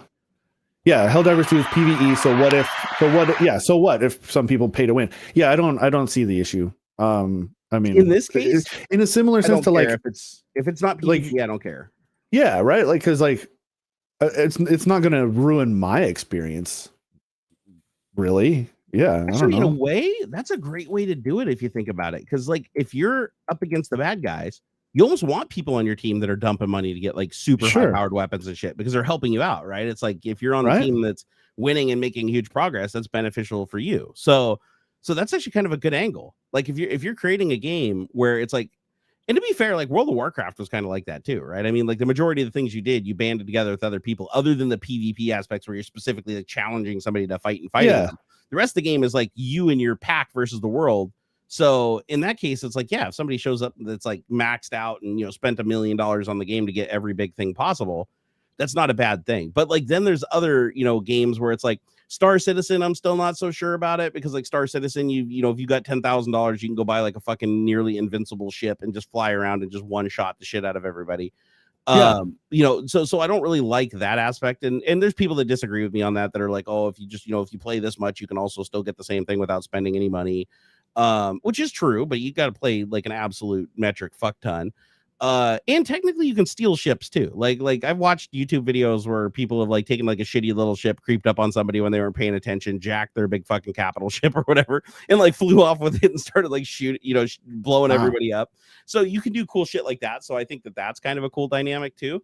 But the games that I can't stand the most are the ones where it's like, oh, spend $5 to beat everybody else. Like the game is all PvP, and it's like just pay $5, you can beat everybody else. And then like the biggest one that I've ever seen that does this is a Clash of Clans. Yeah, Clash of Clans. The mobile game. Yeah, any of those. Spent $10,000 on that game. So that's insane. Addicted to no, 10 that's grand dumb. he spent. And that's PvP in a sense. Like that's that's nah, man. That's I mean, hey, whatever you want to do that's on you, I guess. But like, that kind of thing isn't cool. I've literally sat there and watched my friend, like he'll pull out his phone. He'll go, oh shit, a guy just beat me. Because the guy will go buy, I think it's like gems or something like that. You go buy gems and then you can like, multiply your attack force and everything like that. So the guy will beat him and he'll get mad and just go drop like $50 or $100 just in a go like that, just so he can buy things. Then he attacks him and it's like a guaranteed win. It's like he just completely decimates the other guy. And then the other guy has to go buy gems or he has to just concede that you won. So the leaderboard isn't who's the best players in the game. The leaderboard is who spent the most. And I don't like that personally, but it must be a fairly addictive game because I know a lot of people that still play it. And I don't know very many people that play Clash of Clans that haven't put money into it. Now I know people that are like, oh, I've only spent like $20 or only $30 or whatever. But I know more people that have spent in the hundreds, in the thousands than like just $20 here and there. So that addictive nature. And then you got other games that are similar, like World of Tanks. What's the other one? World of Warships. Those aren't as bad of offenders as Clash of Clans, but again, if you spend money, you can get ships and equipment and shit that gives you an edge over your fellow player in the match, right? So, and the whole purpose is if they get their ass kicked by somebody who has a much more powerful ship, then it's like they can buy that ship. Like it's basically dangled in front of their face, like, oh, you can buy this, like you can have the same firepower as them and make this a fair fight, or you can even upgrade and get something better. And it's that dangling that shit in front of your face that I don't like. Like that's because they all advertise and this should, I guess technically it is free to play, right? Like if you want to get technical about it, but is it really free to play when you build a game on purpose to make everybody who doesn't pay cannon fodder for the people that do? Yeah, no. I feel like that's like almost false advertisement because it's like, oh, I can download this and play this with other people. Can you pick a server where everybody has to like only get shit they didn't buy? No, that feature's never added. Can you limit like the equipment that can be in the match in those types of games? No, because they want the people that bought shit to not get excluded, right? Because they'd be mad and they'd be like, oh, I want my money back. So games where it offers like it dangles in front of your face, they just pay money and you can win. Like you don't need skill. You can replace skill with money. I don't like that. Yeah. That just turns me off entirely. And I think that's that's exactly what a lot of those free, if you see free to play or whatever, that's basically pay to win. Like almost in every case with a few exceptions, right? It's like when you play that game, it's like there will be some loot crate dynamic or some upgrade or some microtransaction or something that will give you an edge over the other players. Like a great example, that's Farmville. Do you remember the Farmville craze on fucking Facebook back in the day? Same deal. Oh my god, I was addicted to that shit, dude. I played it every day. I'd wake up and just be sitting on the toilet, man. Like, oh, I gotta use all my points and use all my time. But then you could buy extra time. You could buy extra time and you could buy extra resources. So then you'd like fall behind your friends because you'd be playing against your friends and it'd show you your rankings against your friends and everything like that. And you'd be like, oh, my friend, did something and they got a really good yield and now their farm's bigger than mine or whatever. And you feel an obligation to catch up, but you don't have enough time units because they have more time units than you. So they keep gaining on you. So then you're like, oh, what's $5? So then you spend $5 and then they spend $10 to stay ahead of you. And then you're like, oh, what's $10? Then you spend $10. They spend $15 to stay ahead of you. And that's that constant dynamic of these games where it pits you and your friends against each other to pay more to stay ahead. And it's like at the end of the day, what are you bragging about? Because it's like you're not ahead because of your skill, you're ahead because you paid more money. It's like, if anything, that makes you the loser, like out of the group. If you have the highest score because you paid the most money, I would say that means you're a horrible player. Hey, Bird of Peace, thank you for the membership. I appreciate it. Oh god, dude. But yeah, Farmville was the craze back in the day. I remember everybody was playing that. My wife was playing it. We'd play against each other. Or what was the other one that was really big? Was it Candy Crush? I know Candy Crush was pretty big for a while, but then it got extra cringe. A little bit, yeah. I mean, like my lady plays Candy Crush, but like refuses to pay. Like she's like I don't know, 3,000 levels or something, and like it's gotten to a point where like she can tell that the game is trying to manipulate her into buying like the gem or the bonuses and stuff, and she's like, no, I'm done playing. Like I can't reasonably like beat this level. I don't have any more of the bonuses and stuff that they give me. So she went and found something else to play. She's like, I'm not like, it's fun and stuff, but it's like I'm not paying for this like mindless stuff. I'm like, hey, go for it. There's a million clones of fucking Candy Crush. So like you can find a bunch of I told her like just look for match 3 games. That's all you need, and you'll find something to scratch the itch. Raid Shadow Legends is right up there. Raid Shadow Legends is the same thing. What they do is you play Raid Shadow Legends. They make it really easy for you to advance really fast. And then they give you like a free thing that everybody gets, but they claim that it's free because you entered the code of your favorite YouTuber that gets like, double what you pay. So you end up playing, and it's like, yeah, you can play the game for probably like 4 or 5, 6 hours or whatever, where you're like kicking ass, taking names, level and everything. It really pulls you in. But then you hit a point where it's like, now there's like a time limit that you're up against that you physically cannot beat without buying shit. Like, it is actually impossible. You hit a spot where it's like you have to pump money into it. Now, there's people that'll swear like, oh, I play and I've never paid a single cent or whatever. But then you talk to them and you're like, really? Have you never paid a single cent? Oh, well, I only spent $20 one time. Or, oh, they had a sale for 99 cents and I did that. But that doesn't count. That was a sale. And they do that. Raid Shadow Legends does that. This is one of the reasons why this is the scummiest of all the games. It'll say, hey, right now, mark down from $20, $5 only, this time for the next 60 seconds. It does this all the time. If I was like 60 seconds, you can get this upgrade, and this will guarantee basically one shot, everything, boom, you'll get through this level, and you don't have to spend fucking 4 hours trying. And then you're like, I don't really want to do that. So then you say no, and it's like, for the next 30 seconds, if you push this button 99 cents, you will never get this offer again. This is your last chance. And then you're like, no, and it's like, for that 50 too. cents, you can get this. It'll just keep having the price until you finally say yes. Yeah, there's one game that I play. Well, I used to play. I go through these weird phases where I like hyper focus on some mobile game, and it'll pop up. Yeah, like at the end of the thing, like,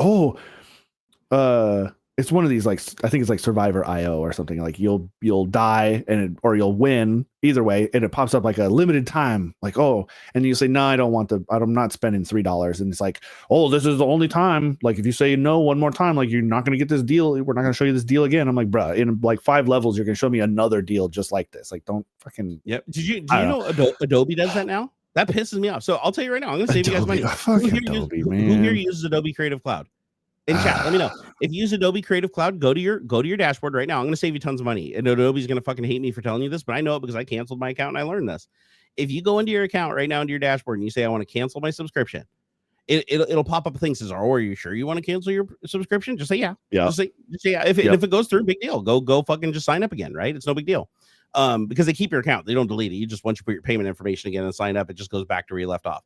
But if you say no, when it pops up and says, hey, are you absolutely sure you want to cancel your account? It'll pop up and say, one-time offer only. We're going to give you 50% off for the next 6 months or a year. I think it was a year when I did. It might be 6 months now. Yeah. But it'll give you 50% off. 50% for like 6 or 12 like months or something. Just because you said, I don't, because you clicked, I definitely want to cancel my account. So they're basically saying that if you're loyal to Adobe and you pay every month on time and you're using their service, they're going to charge you full price. But if you're somebody who's leaving because you can't afford it or whatever, then they're going to go ahead and like let you get it for half price. Don't tell nobody. Shh. Oh yeah. Or even if they don't, if you just cancel it all the way through, you'll probably get an email in a month or less saying, hey, are you sure you want to come back? We'll give you 60% off or, for 3 months or whatever. Yeah. It's like calling up in the past, you call up Comcast and like, I'm fucking going to quit. I don't want to do this. So you end up going to, customer retention, and then they'll give you a new deal, stuff like that. Yeah, I don't like that. Like when I see that shit where it's like, oh, because you clicked no, we're gonna give you the super secret squirrel price. It's like, dude, how fucking dirty is that? Like you're basically telling your loyal fan base that you're gonna charge them the full amount when anybody that leaves or thinks your product's crap, you're gonna let them have it for cheaper. Yeah, like that just seems schemy as fuck to me. Now I get why they do it, because it's like you might actually reconsider, because you're like, oh shit, man, that's half what I was paying. Like that's a great deal. My friends pay more than that.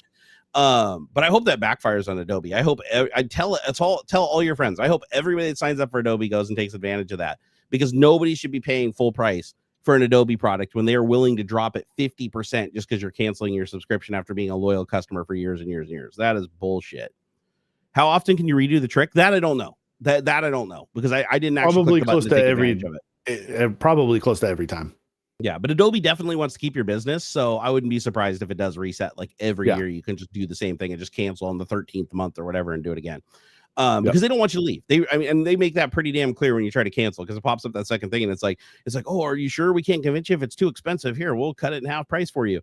And then the other thing is, if you message Adobe, if you just DM them on Twitter and say like, oh, I'm thinking about canceling my subscription or whatever, they'll give you a coupon code that does the same thing.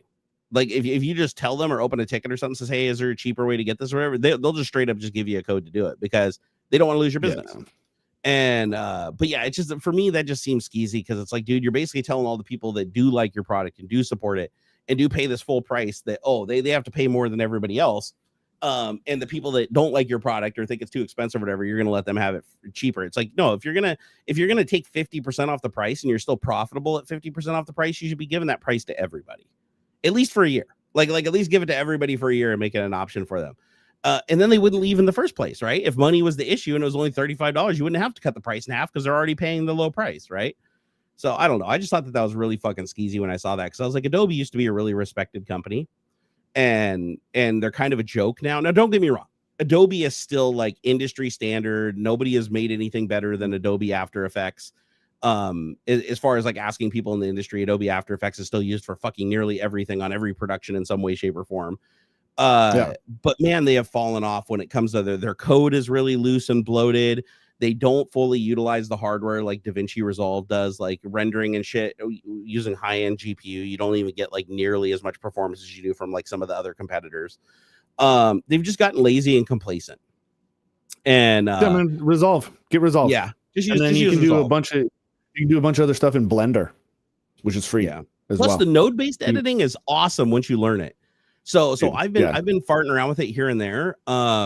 It's a little hard to get used to that's another thing is Adobe kind of gets you into their layer system, and you get so used to that you don't want to try anything else because the node system is quite a bit different. Because with layers, you just have one layer on top of another layer on top of another layer, right?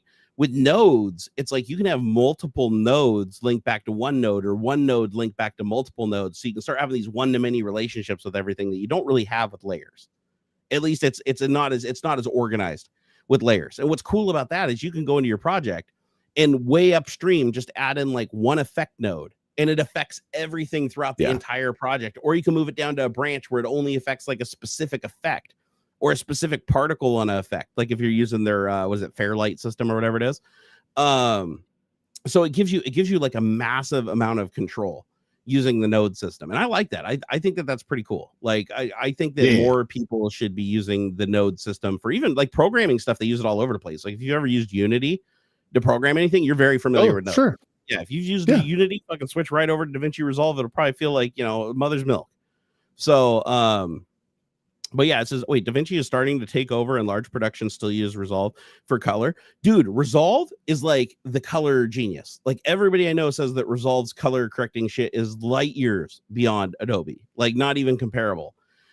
People that do projects in Adobe will purposefully port them over to Resolve just to do the final color pass. Like that's how good the color correction is. The other thing that's cool that I just found out like a couple of months ago when I got my iPhone 15 is that there's a free Resolve for the iPhone, for iOS, that gives you full raw access to the cameras on the iPhone 15. So you can basically turn your iPhone into like a production level camera. Nice. As a matter of fact, when you see like the iPhone, shot on iPhone where they show like cinematic productions created with iPhone and stuff, where they put it in like a cage and put like focus lenses and shit on it and stuff. That's all done with DaVinci Resolve. DaVinci Resolve is involved in all of that. And it also supports like, some pretty cool hardware. Like if you want to spend money, like you can actually buy like a lens autofocus system in a cage that attaches to your iPhone that basically makes it so you can put like regular cinema lenses on your iPhone and actually like pull focus and zoom and everything remotely with like wireless stuff. And they sell it as like a kit specifically for like the iPhone. And so there's productions out there now that are just using iPhones straight up as the camera in the body. It kind of reminds me of back in the day when the Canon 5D came out, the 5D Mark II. That was like one of the biggest sensors that you could get. Like the video camera that had the same size sensor was over $100,000 just for the camera body. So here you had a $2,000, $3,000-ish camera body that had the same sensor as the video camera that had $100,000 price tag.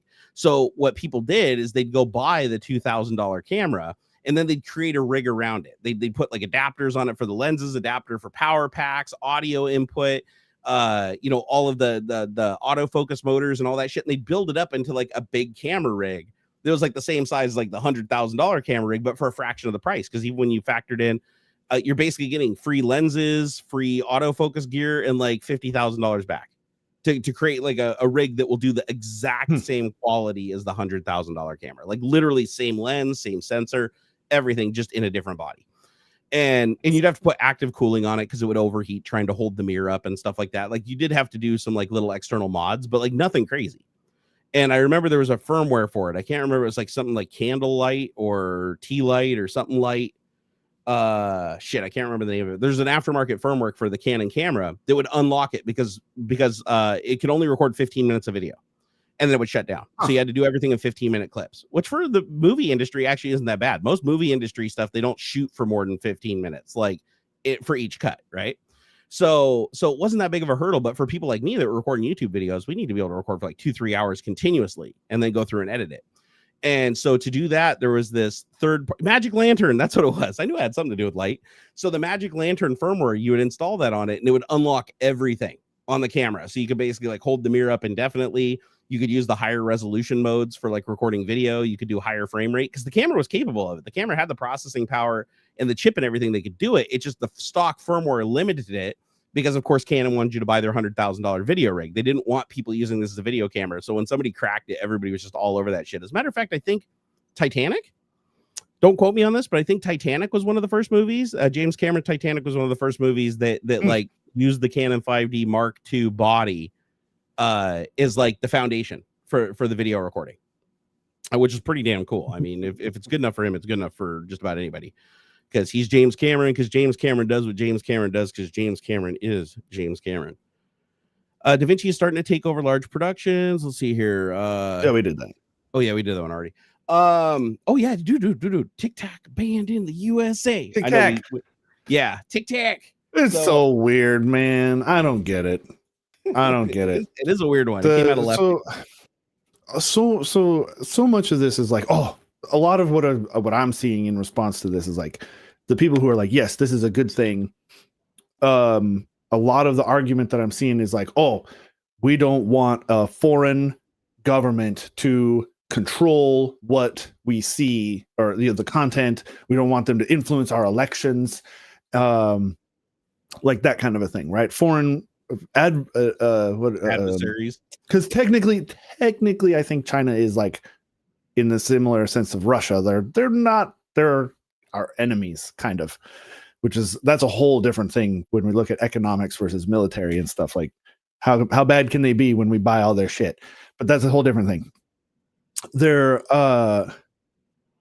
But see, that's the thing. So JW934 says the US doesn't have a backdoor to TikTok, so they're butthurt. They do. For over 2 years now, all of the US TikTok user data, algorithms, and content moderation models are being hosted and funneled through Oracle-owned servers in Texas. Look at Project Texas. This was done a little over 2 years ago, and they're routinely like vetted and checked over. They can see all of the data that is going through. And nobody has ever shown, and to me, at least, I've not seen any links to even like fake shit or like weird, super alt-right, like whatever. I have not seen a single link or any sort of evidence, whether it's sketchy or not, that shows that there's been some sort of undue manipulation or coercion or like, influence on the content that is being shown to United States people. And plus, China can just buy the information straight up from Facebook and from every other social network, including X, if they wanted to. So some people are like, well, it's not about the data, right? It's about the content. It's about like, like somebody had commented like, try and post a video about Tiananmen Square and see how long it stays up. I'm like, I bet you, I'll do it right fucking now. I'll do it right now. Well, it's not a matter of it staying up. It's just how many people will see it, because TikTok I'll does find out actually right now. Yeah.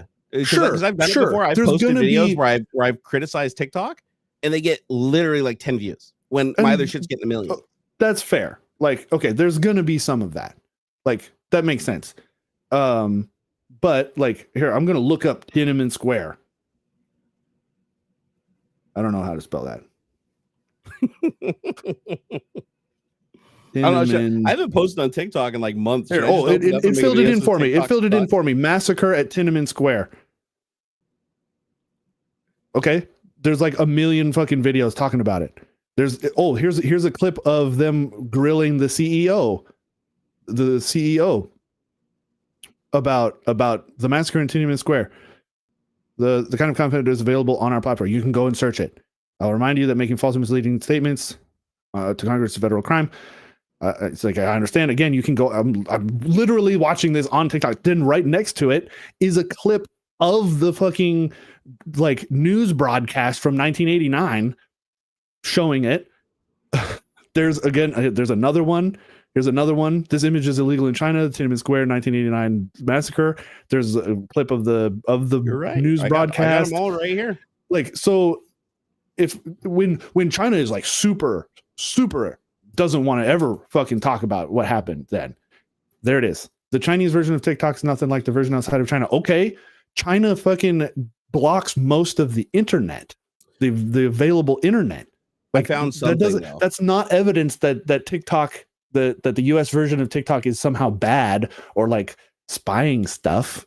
So like, the just representative, because they have a different version in China, because China censors so much shit for their people to begin with. Like, that doesn't make them the good guys. Okay, so I was gonna say that the Tiananmen Square thing, I found a video that's literally the representative for TikTok specifically using that as a talking point in front of Congress, that, we allow Tiananmen Square content on our platform.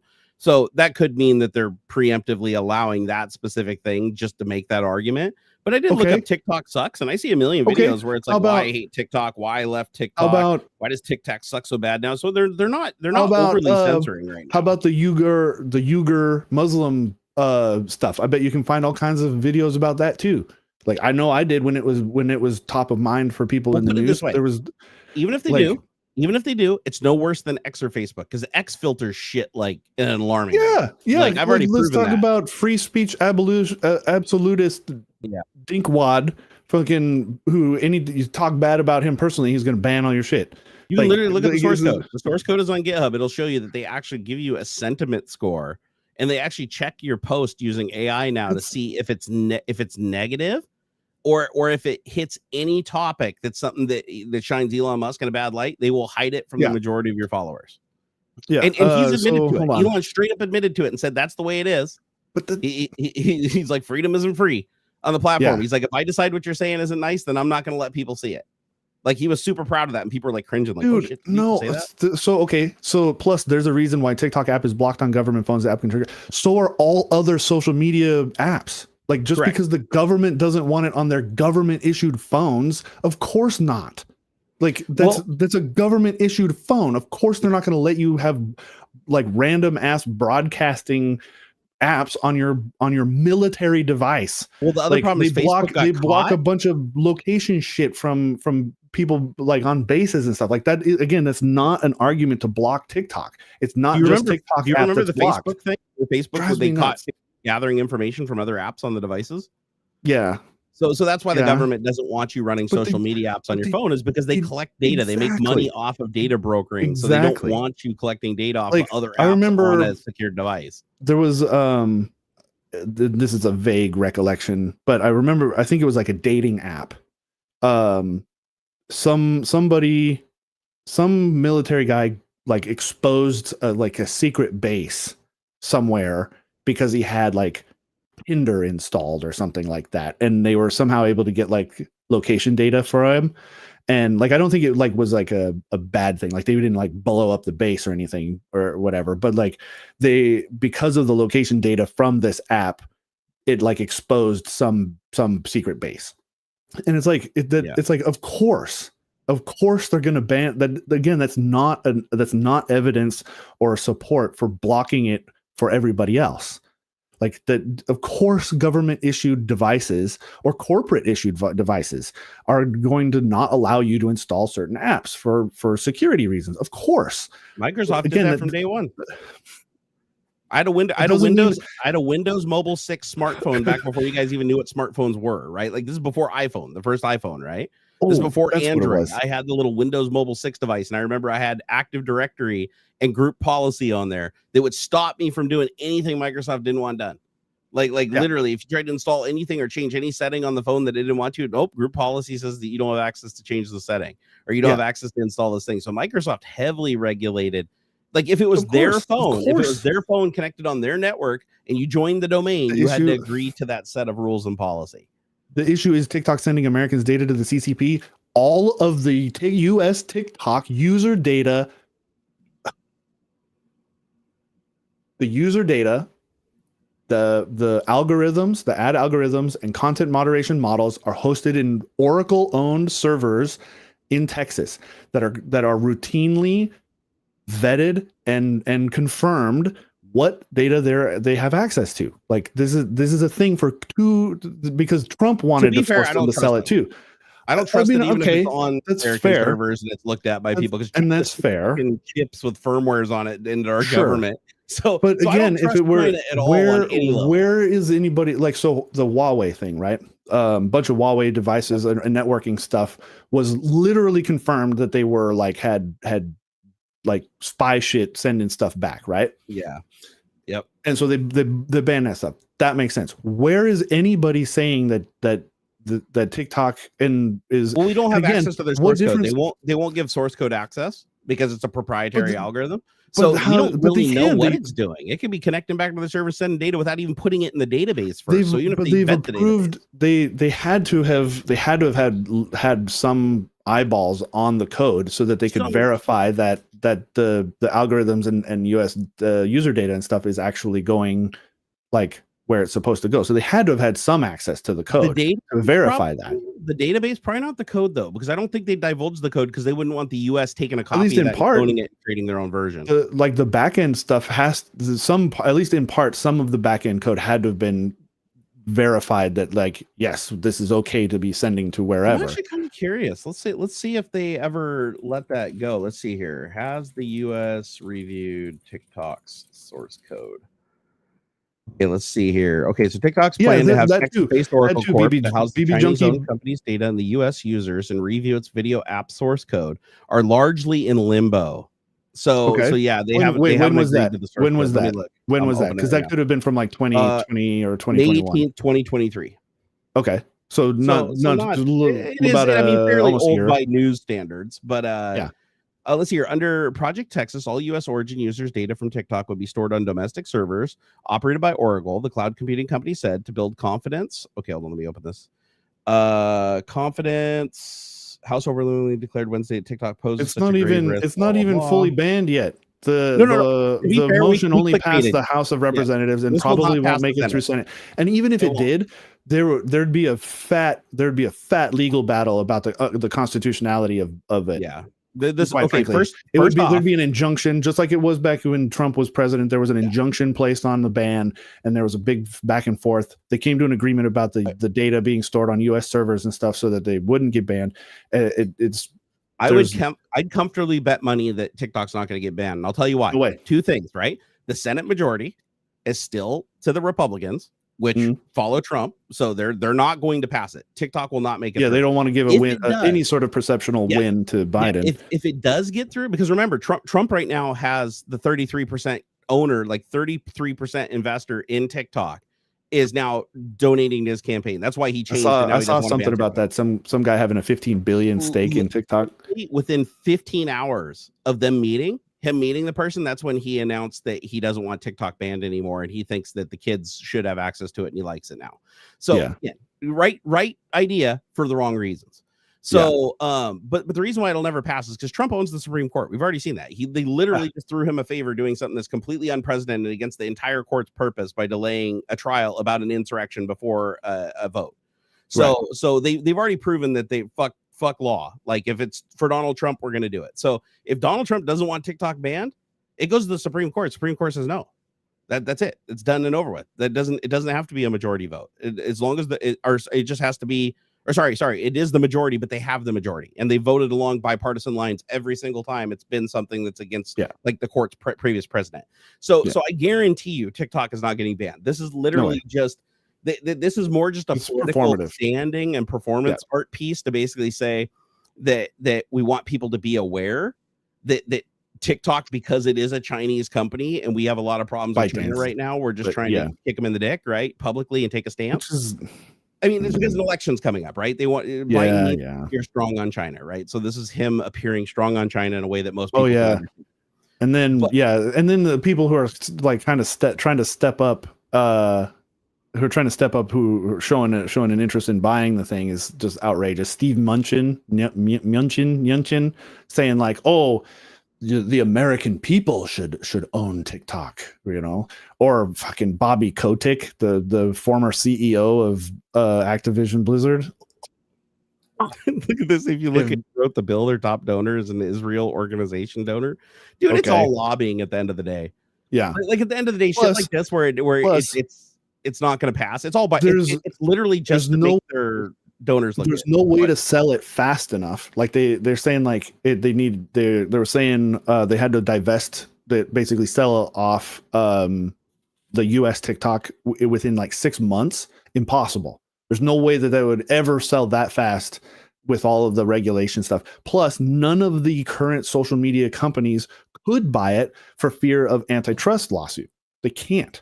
Like, I think maybe Microsoft could, like, because they had tried to back in Trump's thing, but even still, there would be a massive antitrust like scrutiny kind of thing. It'd have to go to somebody completely already unrelated to social media, in order to really get it through the FTC.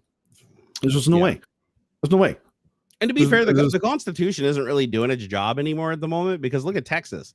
Texas just banned Pornhub, like the first state ever to like just straight up completely ban and cut off an entire website, like to adults that have a freedom to view that. Like it's literally and they just took that away, like unilaterally took that away without. And the Supreme Court will back that decision up, by the way. If that goes to the Supreme Court, I guarantee you it will be a perfect split. That's like it always is. That's such a First Amendment violation. That's huge gross. But like there have been a few states that have like implemented like ID restrictions, like you need to verify that you're 18 up plus in order to like access it. And it's weird, it's like Pornhub in particular, like there's so many other like porn sites, like why pick on just one? Like how are you going to ban all of the porn?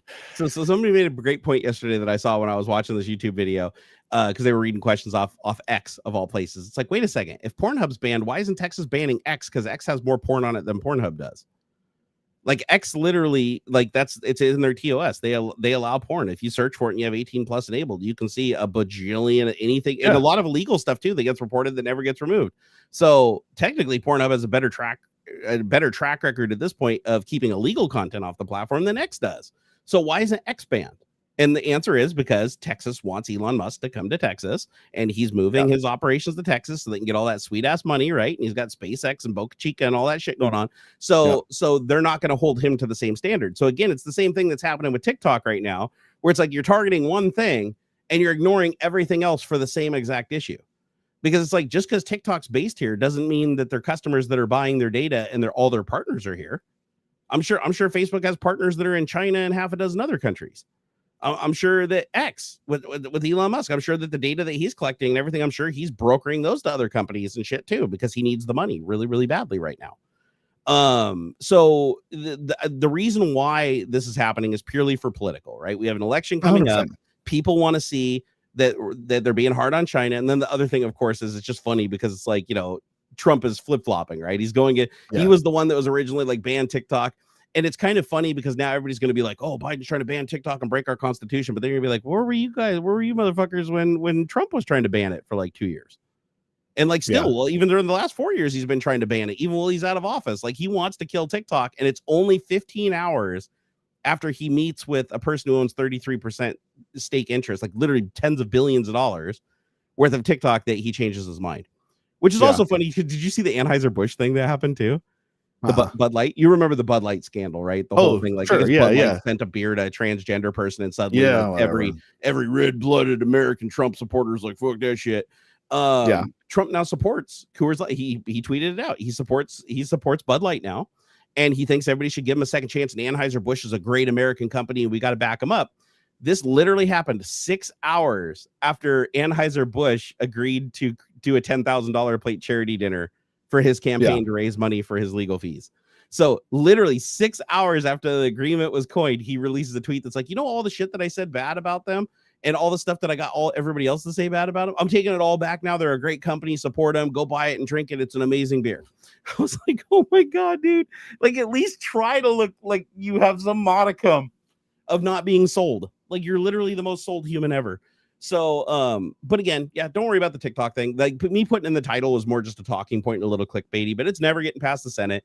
And if by some miracle it does, let's just say Trump pisses off his base enough that they all vote against him, or whatever. They're like, fuck TikTok, we're going to show him or whatever. It will never get through the Supreme Court. The Supreme Court has taken a firm stance that they will not recuse themselves from any case of the conflict of interest so long as Trump is involved in it. So they will always vote with him if he wants something done. So it's not going anywhere. TikTok's here to stay. And even if it didn't go away, fucking, you got VPNs, you can sideload apparently APKs. Like, they're not going to keep your shit off anybody's phone. I saw some, and I haven't dug into it, but I saw somebody say that there's a penalty of 20 years or $250K if you do VPN to access TikTok. If this goes through. Wait, like as a citizen or as a U.S. government? Yeah. Like, no, what? Yeah, man, it was somewhere. Somebody was saying in the bill that passed, and I'm sure we could look this up. There is no way the Republicans would have voted for that. Punishment for accessing it would be 20 years or $250K. What? Okay, that is taking shit to like or something. Yeah, level. Again, it just doesn't make any sense. The problem is the definition of foreign adversary. They can ban AliExpress. Yeah. Right. It was impossible until it was official that it was impossible, and then the dev said it was a bug and they fixed it. Very sussy. I don't know. I never got any push notifications saying call your senator. I went onto TikTok and like some of the news stuff was saying like, oh, if you search TikTok ban, it'll pop up, and it didn't pop up for me. So, and people are like, oh, they pushed it to 170 million users, which is like basically everybody who uses TikTok in the US. And I'm like, I have TikTok installed. I have push notifications turned off. I think if somebody sends me a video on TikTok, I get a notification from it. I never got any call your senator notification. So it must have only gone out to a handful of people, not every fucking user. I must have missed something. What happened? So a bunch of people complaining. So some people got a push notification from TikTok saying like, oh, they're trying to ban TikTok. Call your senators or whatever. Call your representatives. And the bill does not contain any punishment for. Okay, my bad. Is that illegal though? That's not. It was illegal. A targeted. Of course not. But people are holding this up as like, oh, the CCP can just reach right out and send you notifications and you can't stop it. I'm like, you just turn off push notifications for the app. Like it doesn't get around your device settings. Also, how does the CCP saying contact your senator control you if you didn't support TikTok and want to not get them banned? Like, it's not going to suddenly change your mind. Like, oh shit, the idea is that they could now suddenly I care. They could push other notifications to influence you. And I'm like, huh? And again, was like the notification in the app, or was it like at the phone level? It was like a push notification. Like here, I'll show you. Like that's pretty invasive. Like any other push notification that you'd get from an app, right? But like, it's not going to get around your device settings. If you go into your OS, and you say no push, so it's not going to just suddenly go around that. Like, that's not how that works. It's crazy. And again, Loki Loaf said, yeah, that's fair. I saw something and I said it, and I'm totally cool with being corrected on that stuff but it's like that's what people are saying, and that's crazy. It's actually good to be wrong live and be corrected, because then everybody knows something that they didn't know before. I don't have time enough to dig super deep into this stuff. Most of what I'm mostly just pushing back on the stuff that people are like freaking out about, like, oh, the CCP is influencing our elections by like being able to adjust the content that you see. I'm like, really? I get more political bullshit on YouTube than I do on TikTok. I have like lawn mowing time lapses and recipes and fun music and stuff. Like, where am I being influenced? There is a lot of evidence outside of TikTok that China is backing Trump. Like that is nothing that they in even the make a same way secret that about. Russia did in 2016, right? Exactly. By buying ads and Yep. having bot content and things like that. That's a completely different level of influence. Like, okay, well, so why aren't we banning that? Why aren't we changing the ad laws? If you install an and app stuff? on your phone that sends you a notification, you're pretty much agreeing to that as a part of the EULA when you install the app. Now, if they were SMS messaging, crazy. if you didn't have TikTok installed and they were just blanketing the entire US, then that'd be a violation of a law. Yeah. So it's Bear said, "Did you mean Trump was up in arms, or Biden wants to ban it, or is Trump mad at himself?" No. I meant what I said. Like Trump a few years ago, it was Trump. He was the one that wanted to ban TikTok for 7 years, right? Like through his presidency or towards the end of his presidency. So let's say like 5 years, and then through all of Biden's presidency, he's like, Biden banned TikTok. He's not banned TikTok. He's not being hard on China or whatever. And then Biden's like, I'm going to ban TikTok, and then Trump's like, oh, I got paid, so no, TikTok stays. I want TikTok to stay now. And he was just too late. Like he tried to do the same thing he did to kill the border support bill that left the border vulnerable, where he just got all the Republicans to turn on their own bill. He tried to do the same thing with TikTok, but he was too late. Shit was already in motion. Things already went to a vote, the first vote. So he was too late for that. So, but again, it's not going to pass the Senate because he's already got the message to him that he doesn't want it to pass. So all the Republicans already said they're going to vote against it. TikTok should stay. So here's an argument. LaRusso says, I think the problem with TikTok is the data mining and manipulation of the Western world. What manipulation? What manipulation? Like all social media manipulates. That's what I'm talking about. It's like, yeah. And maybe it's subtle, design. I guess. Like, I don't know, man. I get content that already aligns with my thought processes anyway. So it's not like I'm being subverted into being some sort of communist anti-US I'm going to point out something hater. This is going to sound bad. This is going to sound really, really bad. But look at what you're doing right now. You're defending China, at least for TikTok. Am I? But no, but I'm check like it out. kind TikTok of tangentially, I suppose. If TikTok owns a company that the CCP has control over, which they do, like TikTok in its China capacity is a CCP controlled company. Yeah, we have, like, even before we did have some mitigations and stuff, but they are. So, and they're getting you, an American citizen, to defend a business that the CCP profits from and benefits from and can use to propagate its own information. Okay. I suppose in that sense, sure. So but the same thing for Facebook, same thing for TikTok, same thing for everything, right? Exactly, right? Like there's always going to be a bias. There's no way to not have a bias. How much does the Saudis own Twitter, right? How invested are the Russians into any? Actually. But I mean, the Saudis gave, by the way, the Saudis loaned Telegram. A bunch of fucking money to Elon to buy Twitter. Yep. So how much are they getting back from that? X and Telegram are both Saudi, and I don't know if X is Russian backed, but I know they're backed by Saudi. And it's okay. So Saudis aren't necessarily enemies, right? They're supposed to be our buddies, but like, is anybody concerned about that manipulation? Is anybody going to ban Twitter because of who knows what kind of? Well, I can't because it's privately owned, right? It's just okay. Yeah, wait till China invades Taiwan and then come back on YouTube and discuss this. Sure.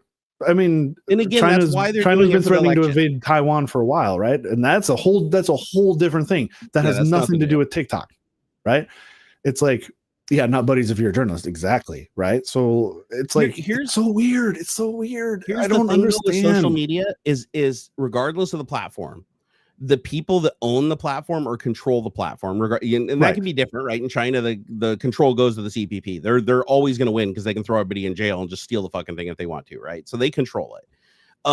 If they need to disseminate a message at a certain time, like for instance, the go vote for your senator notification, right? Sure. That actually does give them a huge amount of influence to contact a lot of people, skip over the news cycle, skip over the government, and go direct to consumers that use their product. But it's people that have chose to use their product, right? So they have access to those people to influence them. Now, they don't have to influence them all the time. They just have to influence them to push them in a direction they want. So like, for instance, a great example is like Facebook, right?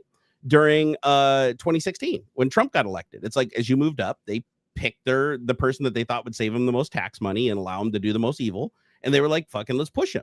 That does have an appreciable impact. They don't do it all the time necessarily, but when it comes down to a decision is being made that's going to make or break them, then they can walk over that line just for a little while and say, okay, we're going to control what you see, how you see it, to try to influence you the most that we can without straight up looking like supervillains, or sometimes just fucking straight up looking like supervillains. They don't care, right? Like when Elon pops up at the top of the feed, without you even following him or whatever, and it's like, oh, announcement about the X platform. That's more his bullshit or whatever. He can do that. He owns the platform. He can absolutely do that. When we look at China, though, China right now is our adversary because, of course, we're sworn to protect Taiwan. They're trying to invade Taiwan. Russia's invading Ukraine. We're trying to protect fucking Ukraine. So right now we're like, shit, China, if China's going to invade Taiwan, now is not actually the worst time to do it because we're spreading ourselves, thin, providing all this shit to other countries and everything like that. So we have to appear strong on China, right? As a part of the election. That's why this is all happening. That's the whole reason. If it wasn't an election year, this would not even be a question. Nobody'd care about it. Just like they didn't care about it before. Even Trump, he only wanted to cancel TikTok, in the last year when he was campaigning for re-election? I mean, it's like you're only strong on China when it politically matters, right? But the truth is we have shitloads of trade with them and we're in debt up to our teeth to them. So it's like, we're not going to end that anytime soon. We're not going to just we're not going to pay back your $12 trillion or whatever. So yeah, right. Why is it bad to have a foreign adversary owned application allowed to the U.S. citizens, but not bad to allow a bunch of Chinese corporations to buy up a bunch of real estate in the United States?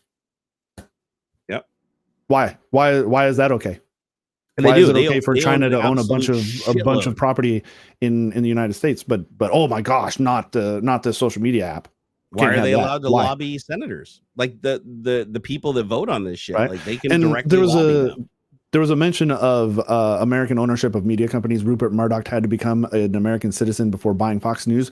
How does that suddenly change, like, who Rupert Murdoch is just because he became an American citizen? Like,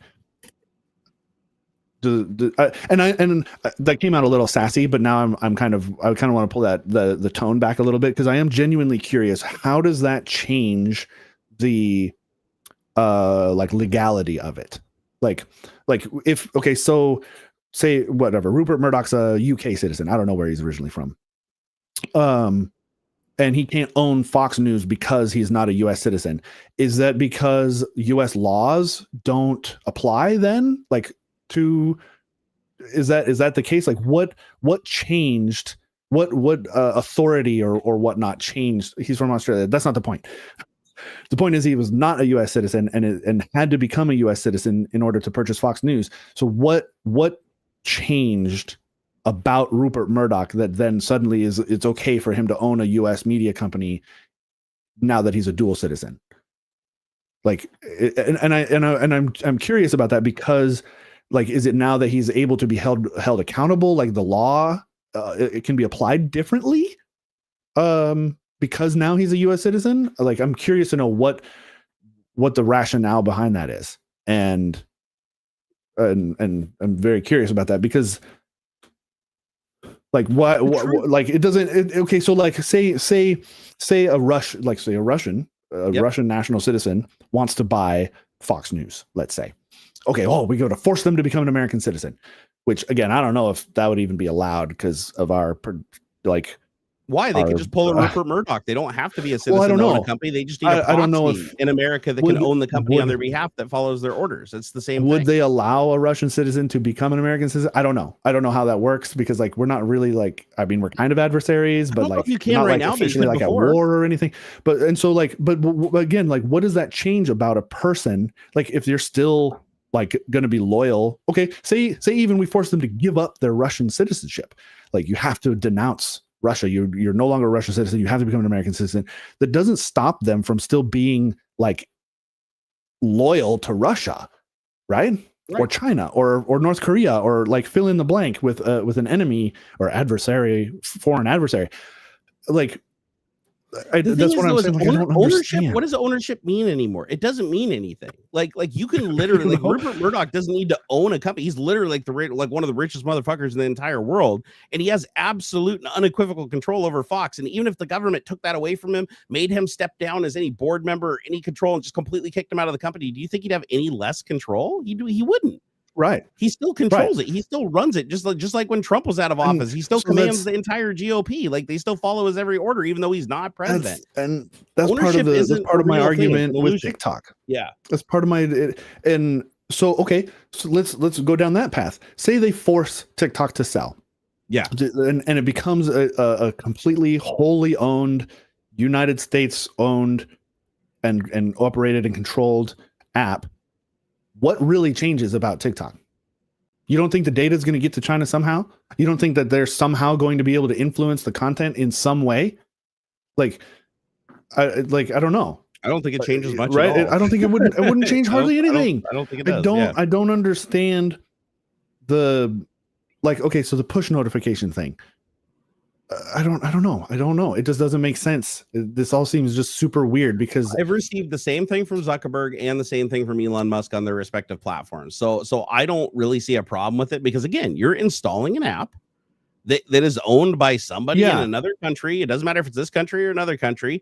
They have the right to send notifications. Like when you install that app, you're enabling that. You're saying, I agree to you running notifications. If you don't want the notifications, you can disable them. Like you can disable them. You can not install the app. You're not being forced to have the app, right? Yeah. So it's just like anything else. It's like if you buy something, it comes with restrictions and requirements. That's part of the agreement that everything, your car. When you buy your car, I mean, you agree to certain things, right? Yeah. And if that manufacturer wants to call you on the phone and be like, hey, you want to buy another car? We saw that you bought our car before. We want to buy another car. We have it on our records that you bought a car. You can't say, oh, you motherfucker, this is illegal what you're doing. It's like, no, they're technically calling you because you bought a car from them before. So it wouldn't be considered necessarily a blind solicitation.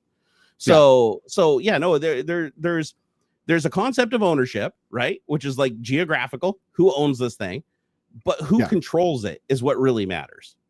Yeah. Control is all that matters. And the person who calls the shots that decides what happens and how things are viewed, they're the ones. So like when I look at X, I don't look at the board of directors. I look at Elon. Elon unilaterally, because it's a private company, he doesn't have to abide by it. He can do anything he fucking wants. Linda Yaccarino isn't running that company. Like, I don't care that she's got CEO on the title. She doesn't do shit. It's all. Have you ever seen her do anything other than retweet? No. I've never seen her do anything other than retweet or just rephrase what Elon just said.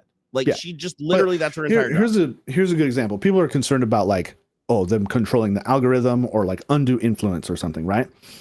Taylor Swift, when she goes on Instagram and posts a link that says register to vote, and no talk about who to vote for.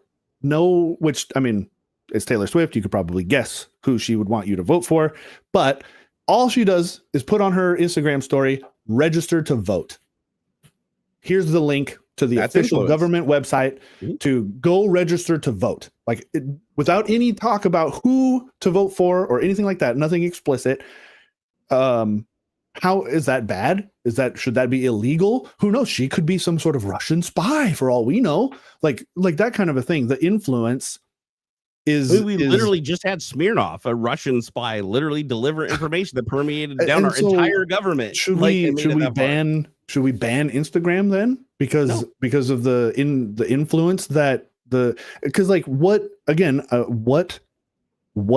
influence of the content is, and again, maybe it's subtle and it could be, I guess, that like, but I know that I'm not being fed content that is swaying me toward a pro-China. I mean, that was a good example of me. Oh, you're sitting here defending a China-owned app, but you buy something. It doesn't matter to me who owns product they create, right? You buy the product, you're making money for China, therefore you are improving their overall situation. I mean, we all get influenced by everything. I'm supporting China in a million different ways in my everyday life. What do you call somebody who has a bunch of followers? They're literally called an influencer. I mean, if you have a bunch of people that watch what you do and you say something, you are influencing. If a company consider? Oh, that's interesting. App, you're influenced by them. Like you're influenced by everything. That's an interesting question. Do you consider the U.S. to currently be in a Cold War with China? Oh, 100%. Maybe. Yeah, maybe. Kind of. Not in the same way that we like were with Russia in the 80s, right? Like not in that way.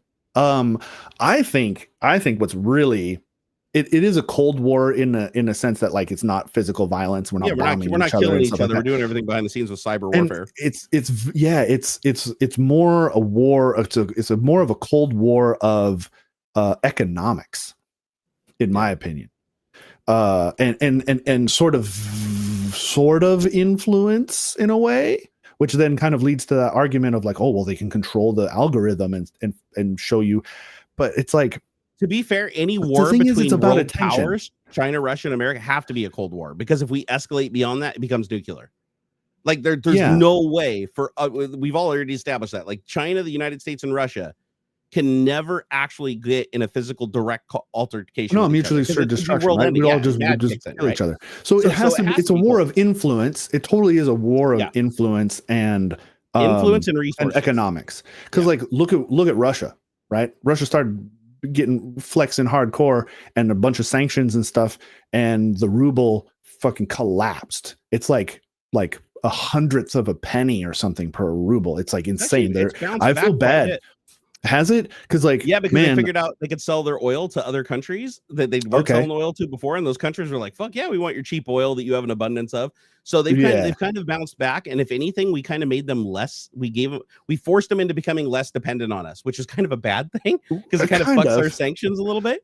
But like, sanctions still do have an impact. Shitty. Like it's still like it's like borderline third world country over there from what, and again, maybe that's a propaganda thing from what I've seen. And so that sort of influence is interesting.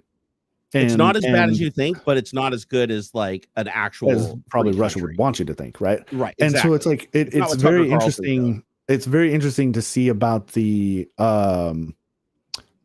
that sort of warfare, the influential side of it, the propaganda maybe side of things.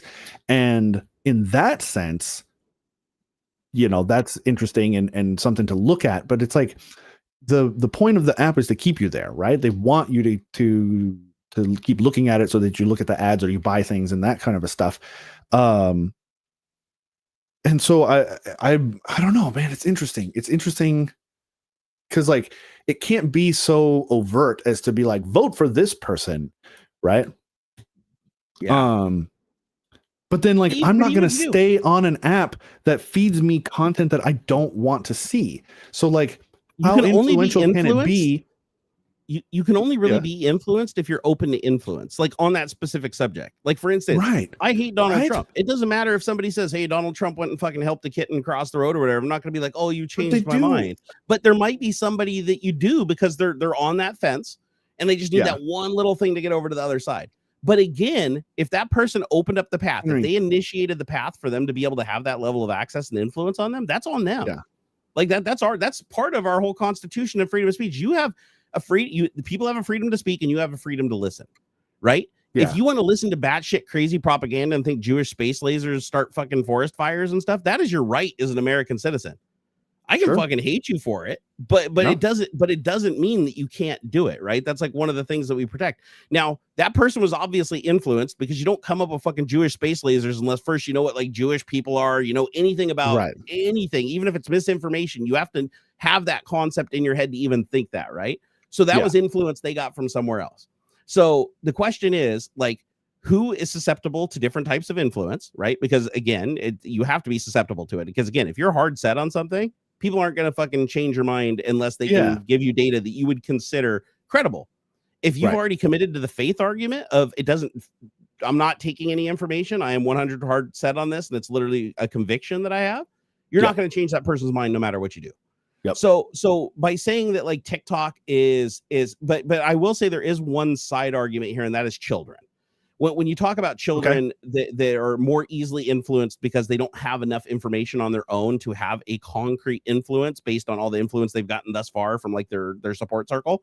Mm-hmm. They can technically, if they're going online and their parents don't know what they're doing and shit, they can actually be indoctrinated. We've seen a lot of kids get indoctrinated into ISIS and other fucking foreign wars, and like kill and blow up people just because they felt like they weren't being loved, and these people on YouTube love. Yeah, exactly. Like everywhere. It doesn't matter what platform it is. Like I agree with you. TikTok should not be banned.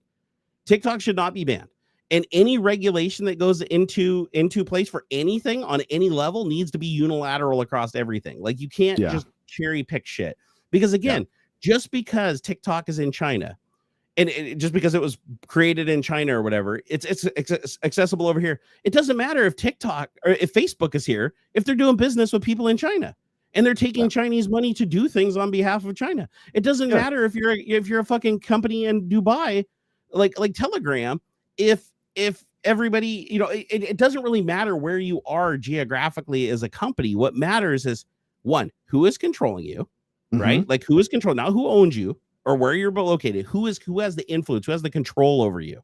They're the ones that are actually the influencer at the end of the day. And two, did the people make a conscious decision to trade their autonomy of thinking independently in exchange for using an app for free that does cool shit? Yeah. Like, that's a decision that they have to make on their own. You're not going to change that, right? People are influenced. At the end of the day, everybody's influenced by everything. Your entire life is just a string of influence, right? Yeah. And so, and again, depending on if you have good influences around you, you tend to be a better influenced person. Does that mean you're going to turn out to be a great person? No, it doesn't. All the influence in the world, it improves your odds, but it doesn't guarantee you're still not going to have that one piece of something else that's really attractive to you for some reason that just drags you away from everything else. So banning TikTok doesn't change that. Do you really think, like, let me ask you, are you going to stop using TikTok if it gets banned? Probably not. I don't know. I won't. I mean, I don't use it much as it is, so like I don't know that it would really affect me too much. But like, part of me is also like I would just because I don't even like TikTok. I'm contrary like that. So like I would do it just to like say that I could. Oh yeah, just to challenge yourself, right? It is a ban, Henry. They either sell or they ban it. That's the rule. No. Once it passes Senate, it's not going to pass Senate. That's what he's saying. It's not technically law yet. Also, I want to touch on something that Henry McKay said previously. He says when you use TikTok, you have no idea how anything gets to you and its positions. Again, in 2020, all of the algorithms, the content moderation models, and U.S. user data is being piped through a bunch of servers that Oracle owns in Texas. So yes, they do. They are that are being vetted and like confirmed and checked on to make sure that there isn't any sort of undue influence. You as a user might not fully understand how the stuff is being fed to you, but that applies to any of the social media platforms. I'm in the middle. I'm in the middle. I think that yes, we have a lot more control than we did. Like I think TikTok did actually give us a lot more control than we had before. Like, and undeniably, we have more data access than we ever did before. However, do we see absolutely everything that happens? I don't believe so. But do I think that China wants to run the risk of being caught? Because anything you do, you're eventually going to get caught. Like if China is encrypting and funneling data, to their servers through like proxies, so it looks like it's going through the United States, but it's actually going through them and like funneling back and forth. If they're doing it, it doesn't matter. They're going to get caught at some point.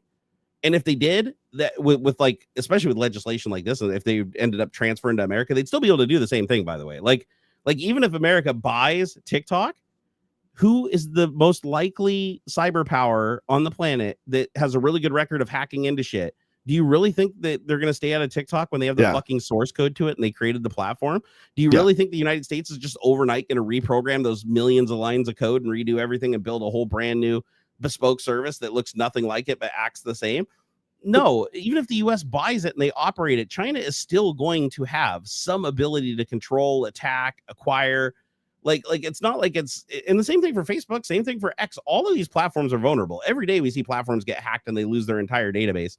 So to think that China doesn't have all of our fucking information in the first place is kind of naive, because as many things get attacked. And plus, like the cyber warfare shit's like getting out of control now. Like every day, like half a dozen companies are infiltrated and they get ransomware, they get their data stolen. And all this data ends up going up on the dark web for sale. Do you think that they're checking the credentials of the people paying the Bitcoin to get these data payloads? They're not. Right. They're not. Anybody can buy it. You can go buy it. If you got enough money, if you're Bill Gates, you can fucking go on the dark web, roll some Bitcoin, and buy the entire database of everybody's personal information, social security number, credit card numbers, fucking credit scores, whatever you want. Like the shit gets hacked all the time. So that's why I tell people, it's like, if you go on the internet, don't assume you're anonymous. You're not. Yeah. It's like you can be more anonymous and have better odds by using Tor and VPNs and shit, but are you absolutely protected? No, never. Like there's always a case where you fuck up once and it tracks all that data right back to your doorstep. I don't know. It just seems silly. I don't know. It's just so weird to me. It's so weird. We do agree on that though. TikTok, one, it shouldn't be banned, and two, any legislation that happens along any of this should be unilateral across all social media. It just drives me bonkers that like, okay, China, bad guys. Okay, I can get behind that, I guess. Sure. But but we need them to survive. Why do we let them buy property in the United States then? Why do we ship manufacturing off to their borders and stuff? Why do we buy shit from them? Why are we so dependent on them for rare earth metals and stuff? You know what's why so funny, dude? Why do we allow the economic side of things to be okay, but now suddenly we're up in arms about the potential like mental influence? They already have a fucking influence on literally every fucking part of our lives.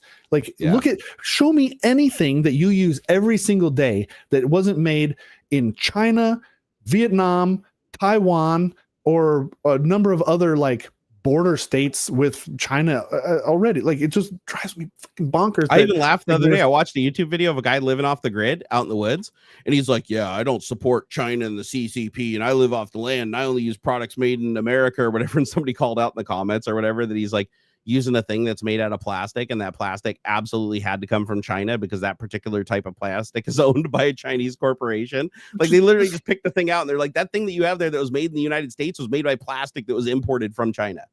Like you're still dependent on it. I mean, that leads out to like a broader, like, sort of political and economic. Also, like, what about retaliation? Has anybody really given any thought to that? Like retaliation from China? Because if you ban TikTok, again, this is a huge corporation that makes billions of dollars that the CCP controls.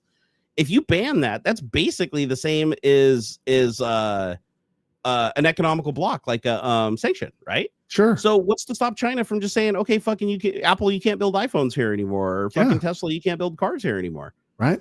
They've done it before. They've done it for other companies that have pissed them off, that they've just been like, oh no, we're just going to shut down your factories and you just fuck off. You guys can't do it here anymore. Well, so it was, I mean, like, it's like the GPU ban. Yeah. It's like the GPU ban. Like, how is that even supposed to work? Like, Nvidia is a multinational company. How are you supposed to? It's not like they're being shipped from the United States. Yeah. All we did is charge them more money at the end of the day. Like, they still got it. They still got every GPU that they wanted. Like, we didn't change that. No U.S. social media in China. Yeah. That's not a supportive argument for banning it here. No. China, I can answer. China is an outrageous dictatorship that blocks a lot of shit from the normal global internet. So, like, okay, yeah, let's take their example. Let's be like China and censor everything that the United States government doesn't want you to see, right? That's a great idea. Because they block our shit, we should do the same and be just like China and do that, right? Like, that doesn't make sense. Like, how no, here's the thing. Even if we don't have social media in China, who makes most of the networking equipment around the world? Who makes most of the cheap Category 5 and Cat 6 cable? Who makes most of the cheap computer components, the cheap computer components that we use to run all this shit? China. Yeah. So even if China blocks a bunch of that set and says, listen, we're not going to sell you wires, we're not going to sell you copper, we're not going to sell you rare earth elements, we're not going to sell you any more of this shit, the price and availability for all our goods goes through the roof overnight. So it's not a matter of, oh, they can't sanction us because we have to do eye for an eye. No, if we block a social media platform, they don't have to block one of our social media platforms. They could if they wanted to. They could just block Facebook and X and everything else in China, right? Yeah. But it doesn't have to be symmetrical. Like, they could literally just say, oh, fuck it, we're just going to shut down Apple. No more iPhones. Yeah. They could do that. I mean, it cost them a lot of money. China needs the jobs for what? Like, that doesn't make sense. China needs the jobs. There's like almost 2 billion people in China. You think they all got jobs? Yeah, right. No, their unemployment rate is like through the fucking roof, and their poverty is through the fucking roof. So I don't know. They've got it worse than we do in that case. And plus, they got nearly cheap slave labor. Like, if you have a healthy job economy, you can't get away with paying your employees like $1 a day. Like you're only doing that because people need a job really fucking bad. Just some of this, I don't know the right word for it, but it's just a weird mix to say that, like, oh, TikTok is bad, but like, I'm still gonna buy my tchotchkes from China.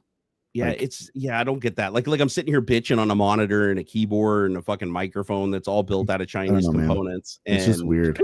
I'm bitching about China. Yeah, but the thing is, like, at the end of the day, I mean, like, how much debt does China of the United States does China own? You know, the that majority kind of thing. And again, the real estate is to China. The real estate thing, the just the economics of it. It's weird that we're going to get up in arms about TikTok influencing the citizenship when, like, I'd say like 90% of our consumer goods are from there or in some way lead back to China.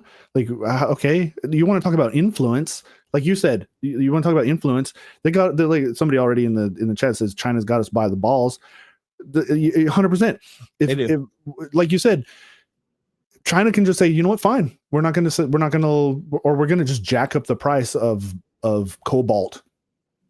Fuck you. Now you can't make chips. Now you can't, or silicon, or whatever, Good luck with your foundries. One of a million different things. Yep. Yeah, one of a million different freaking like base products that go into everything that keep Americans happy. Do you think the average American citizen is going to give a shit about China and stuff when they can't get cheap products, especially considering how the plebes in the United States are being squeezed already? You think they're not going to rise up and you want to talk about a revolution in the United States? Yeah. Take people's fucking iPhones away, take their cheap entertainment away, like the opiate that is keeping the rabble in line. That's all China's got to do. You know what? I will bring hellfire. China's, you know what? No more. And it wouldn't even be a stop. I guarantee it wouldn't be a full-on blockage of imports or exports or whatever. They would just jack up the prices. They just make it wicked expensive. Our sanctions to them, except for Nvidia, because of the AI thing, everything's just jacking up the price, right? That's what we do. Crazy to me. I don't. And again, that leads out to like a weird other topic of like globalism. Just remember, everything made in the USA, everything made in the USA, like in bulk. Like if you're talking about bulk, like cheap goods made in the USA, if you can even put those two things together, it's still made using Chinese automation, Chinese equipment, because it's the cheapest and most advanced equipment there is. So when you go to a farm and the factory farm is using like fucking like tractors built 50% from Chinese components, remember, we could go, oh, we'll just buy American. We'll just remember the price is going to go through the fucking roof because they're not going to be able to get cheap parts to keep that shit going, which is what made the product cheap. We're not even in a position to really keep doing that. We're not. It's still going to be another like 5 to 10 years before domestic chip manufacturing gets started. But where do they get the materials? Yep. Where are you going to get the rare earth minerals needed to create chips and stuff? The cobalt, the lithium, the gold, the silicon, all the weird stuff. The who knows, the weird named chemicals and shit that I can't even think of. There is one good thing. To end on this, there is one good thing about our dependency on China and China's dependency on us for a place to sell the majority of their expensive shit. And that is, if we didn't have that relationship, it would make it a lot easier for them to make the decision to invade.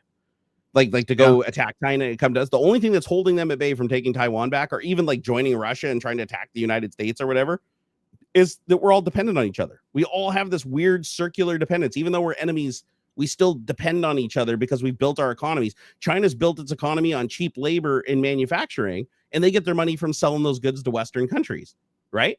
And we become in debt to them from like buying massive quantities of this shit. So we owe them a bunch of money. They sell us a bunch of shit. So it's a mutual thing. We're tied to each other. Yeah. Like nobody wins if we cut each other off and just say, okay, fuck it, we're not going to pay you any debt. We're not going to give you any goods.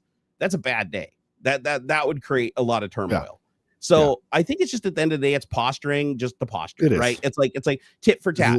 They do something, we have to do something. We do something, they have to do something. And it's just this constant circular thing, just so that every country can kind of show their people that, look, we're being hard on this. Like we're not going to take this line down. But then the day there's a delicate balance that's happening behind the scenes that keeps all this shit magically working.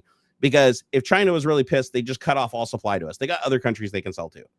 If we need to get the cheap shit from China, we just pay more and get it through the other countries, right? We just proxy it through shit. People do it. China did that to get the Nvidia GPUs, right? We never kept them from them to begin with. So So I think a lot of this conversation is like shit that doesn't really matter because in the end, there's a bigger game being played out in the background that we don't really have control over, that the decision's already made for us just by the situation we've got ourselves in over such a long period of time. And I think that the fact that we're all dependent on each other in a way is a good thing. Like the fact that even Russia, it's like, even though we have to sanction the shit out of them, it's like we can't just completely entirely cut them off, like to them from the rest of the world or the rest of NATO, because those countries would literally die without those resources. like we have to be careful in how we apply it, to where it's like, oh, we're being tough. We're going to apply it in the areas where it can be survived, but we're just going to ignore the areas where it's not. So there's still, so it's all just about just applying pressure in certain areas to get what everybody wants. But at the end of the day, as long as everybody's got nuclear weapons, we can't have bad happen. We can't blow all ourselves up. So it'll always have to follow some kind of thing. And also, when you're watching this political shit like TikTok being banned and stuff, just remember our legal system is incredibly complex, right? You have to go through, what is it? You have to go through the House, or you have to go through the Senate, and then the Supreme Court can still shoot it down. Yep. You can go through those two entities. The president still has to sign on, or he can veto it. Like, there's all these different. If they really wanted to. Yeah, it just goes on. Like, say it does pass the Senate. Biden already said he would sign it if it does. Yep. But if enough people like complain, or they could sue, right? Which of course ByteDance would, or whatever the U.S. Texas it'd still be ByteDance. Yeah, Florida would on Trump's behalf. They'd sue. It would go to the Supreme Court as unconstitutional. Like, you can't do this. And then what? And like I don't know, man. It's just fucking crazy to me. That's what's funny is, like, none of the shit is that there's no finality to any of it. The way our system is set up, as long as there is money, resources, and need, it can just perpetually go on legally forever, right? Look how long Roe v. Wade was around, right? Yeah. I mean, so it's like anything can change at any time, as long as there's enough money, influence at the right time to get the result without causing more problems than solutions, I guess, is the way it looks at it. Oh man, we pushed you over 15 minutes today, brother. It's okay. This one was kind of it needed to be talked about. I do agree with you, and I hope that people in chat, at least, we all kind of learned something along the way, right? I learned new stuff from just talking this out. Yeah, I appreciate it. But I appreciate being corrected on some of this stuff. In fact, I mean, it doesn't change the core foundation of the argument, but like I know some of what I was saying. Just remember, if you give up your freedom, yeah. If you give up your freedom, and this has always been true, right? If you take something away that somebody else wants, is the second that they're in a position to take something that you want, they will. So just always keep that in your mind. That's something that I think a lot more people need to think about when we're trying to like get an edge. We're like, oh, take this away from this, take this away from this. We want to stop this. Hux needs his TikTok, dude. I'm hardly on TikTok at all. I haven't opened the app in like a month. I've literally only opened it recently, in probably like over a month, because of all of this. Like I've been spending way more time on Threads, honestly. Like it's not even really about TikTok in particular. It's the argument behind it's the reasoning behind banning it or wanting to ban it, because like all of those arguments will apply to everything else. All of the other people are in here in the chat saying, oh well, Facebook and Twitter follow US data privacy laws. No, they don't. Well, they don't. You caught all the time fucking where'd you hear that selling shit that they shouldn't have been to people that they shouldn't have been. Like it happens all the time. All the time. You know what happens, right? Do they get shut down when that happens? No, they just get fined, sanctioned, or whatever. They pay their fine or whatever and get slapped on the hand. They go right back to doing it. Right. And so companies will always do what is more profitable. If it's more profitable to break the law than follow the law, they will always break the law. Okay. That's never going to change. It's cheap. I don't know. But it's follow the money. It's not just TikTok. That's all. So right on, everybody. Follow me on Instagram and all the other places. I'm AuxxZillary everywhere. All right, dude. You enjoy the rest of your weekend, brother. Thanks, man. Is it tomorrow St. Patty's Day? Isn't tomorrow St. Patty's Day? I don't know, man. I think it is. I thought I heard my son say something about it. He's pretty excited. It was either like yesterday, today, or tomorrow. Yeah. All right, well, put on some green shit, eat a green thing, and enjoy your weekend. Yeah. All right, peace out, brah. Bye. Leaders. Go download TikTok. Call your senators. Call your senators. Hey, thanks for the $20, Joe Tashi. Yeah, follow me on TikTok. Thanks, follow me Joe. on TikTok. Appreciate it. That's hilarious, dude. I love Aux, dude. He's awesome.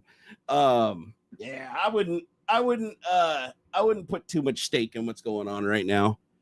It'll never pass the Senate. Even if Biden signs it, it'll just get sued and go to the Supreme Court and last for like a whole 15 seconds.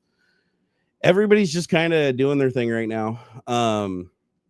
Because honestly, we've never had a more divided Congress, Senate, and Supreme Court.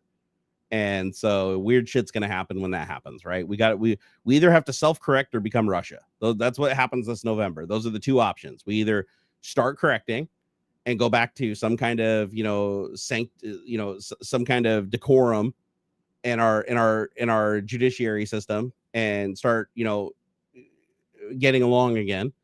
or we just go towards dictatorship so we don't have to worry about it anymore because all the decisions are just made for us and we have no say. So November, that decision will be made.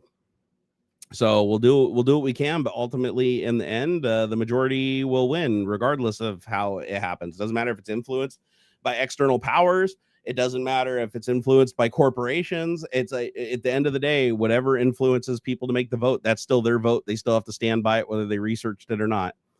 And whatever. Oh, I am too. Lost in Space things. I'm scared shitless for November. I've never been this scared for an election, dude. Like this is very, very scary shit.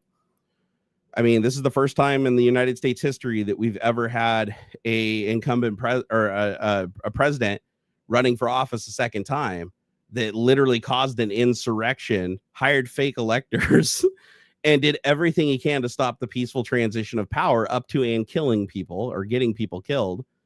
Even calling, or supporting the death of the vice president, for crying out loud. And yet, because he managed to corrupt the Supreme Court on his way out, he's protected himself. And that's the only reason he's not in jail right now. That's the only reason he's not a felon and can still run for president. I mean, the dude's literally an adjudicated rapist. It's like, I don't think we've ever had another president that's an adjudicated rapist either. So that's like crazy shit, man. It's just weird, man. But after November, the decision's made. Like we either keep democracy or we don't. That's pretty much where we're at right now. We've gotten to that extreme. But it could go either way. It could literally go either way. I can't tell you which way it'll go. I honestly can't. I can't call it right now. It's too close. I mean, there are enough fanatical people that are driven by hate and fear that there is a real chance that numbnuts could get another shot. But there's also a really good shot that, that we might be able to stave that off and start correcting. But we'll see what happens. All I can tell you is I'm pretty much fucking tired of it. I hope that, we get back to some kind of modicum of democracy and the world starts healing, because shit's just falling apart, dude. It's crazy. I mean, I don't have a choice, but I don't want to live in a country where it's like the president can never be out of office. Like Putin. Trump literally said, this is his words, not mine. He said a president should have absolutely immunity and be able to do anything he wants. If he wants to use SEAL's Team 6 to kill his opponents, like Putin poisons his and throws his out windows, he should be able to do that. And Trump fully believes that that's what he should be able to do. Well, that's why Putin is going into power for what, a 6th term? That's exactly why. That's why nobody can oppose him. Anybody that opposes him winds up dead. It's very, very obvious. And the people are afraid, because if you speak against Putin or you vote against Putin, you get thrown in the paddy wagon and driven down to the jail, and you may never see your family again. That's like standard law. So if that comes to the United States, we've lost. Yeah, the Electoral College is fucked. I agree with you 100% on that one. The Electoral College is the reason why we got Trump in the first place. So, and it'll be the reason why we get him again. Especially with gerrymandering, right? It's like everything just gets fucking manipulated so that the majority doesn't end up actually voting for the president. Yeah, I mean, politics are getting scary, man. Shit's getting scary. It's getting scary. We live in a world where we have a justice, or not a world, but in a country where it's like the justice system can't hold ultra wealthy or powerful people accountable. We like to say that, all men are created equal and, the justice applies to everybody and nobody's above the law, but that couldn't be further than the truth with what we're demonstrating now. I mean, the richer and more powerful you are, it's like you get to the point where it's like you can literally just brazenly break the law right in front of the police and make more money. Like I've always used the analogy. It's like if you could go into a bank and rob it at gunpoint and run out the front door with $100,000, but then the cops stop you every time on your way out the door, and all you got to do is give them $20 and they let you go and keep the money. What is your incentive not to rob that bank every time you want more money? You're just going to do it because it's like, is that really a punishment? Yeah, you had to pay a $20 fine, but to get to the point of paying the $20 fine, you had to get $100,000 for free. So why would you not do that? And unfortunately, we don't have a legal system that can solve that problem because, you have maximums. So, yeah, if you guys want to do deep dive shit, just do it on the sidelines over on X or Discord, or just pick whichever social network you think will allow you guys to actually talk to each other. because it's not guaranteed anymore.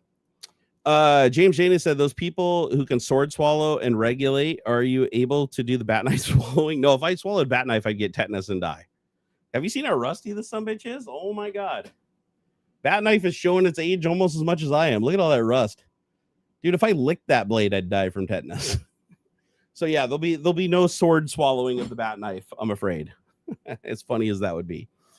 But yeah, the world is a scary place. I need to find some escapes to start getting away from it a little bit, because it is stressful. I do lose sleep over it, because I do, having a son growing up in this world, I am acutely, afraid of the shit that is actually happening. And so, as a father, it changes things. Like if it was just me, I'd be like, all right, whatever. If shit hits the fan, I'll just go run off into the woods somewhere and fucking figure it out. But when you got a family and you got a child growing up and everything, it changes your whole outlook. Like you tend to pay more attention to the world and how it's evolving, so that you can think ahead and protect yourself and your family. Dude, the 4090 is amazing. James, it's absolutely amazing. I wish I had more content on it out. Honestly, I need to get that computer upgrade done so that I can do that. And me and Hobbs will probably do that here in the not too distant future. Shit just kind of got thrown up in the air. Just love your kids and friends and family and respect each other. Well, I mean, that's the goal, right? The goal is to respect one another. But like I've said, there's always a limit to everything, right? Respect is something that is earned. And like, for instance, I've had people tell me before that, political differences don't matter. No, I disagree entirely. There's some political differences that don't matter. Like, for instance, I have some conservative views. I have some liberal views. Where does that place me? Some people call me a liberal. Nobody calls me a conservative, even though I have a lot of conservative views, right? It's like I own an AR-15 and a shitload of ammunition, but I'm still a liberal, because, they just overwhelmingly see one view and that defines everything, right? That's kind of the culture we live in today. But as far as respect for me, I'll respect somebody for having differing opinions, and I think that's important. I think it's important that we have differing opinions on a lot of things. But what I don't respect are sycophants. That's where the respect ends. If your position on something is purely based on your own self-greed at the obvious expense of others, then I don't want anything to do with you. That's something that I don't. That's the pool where the respect is lost. Like, for instance, if you want to believe in something absolutely without a modicum of evidence against all the evidence in the world, just because believing that storyline enriches you at the expense of everybody else, then that doesn't make you a person that I would give much respect to. So I do believe that respect in a lot of cases is conditional. Just like, you wouldn't obviously go and sit down and have a beer with a pedophile just because you disagree on that, right?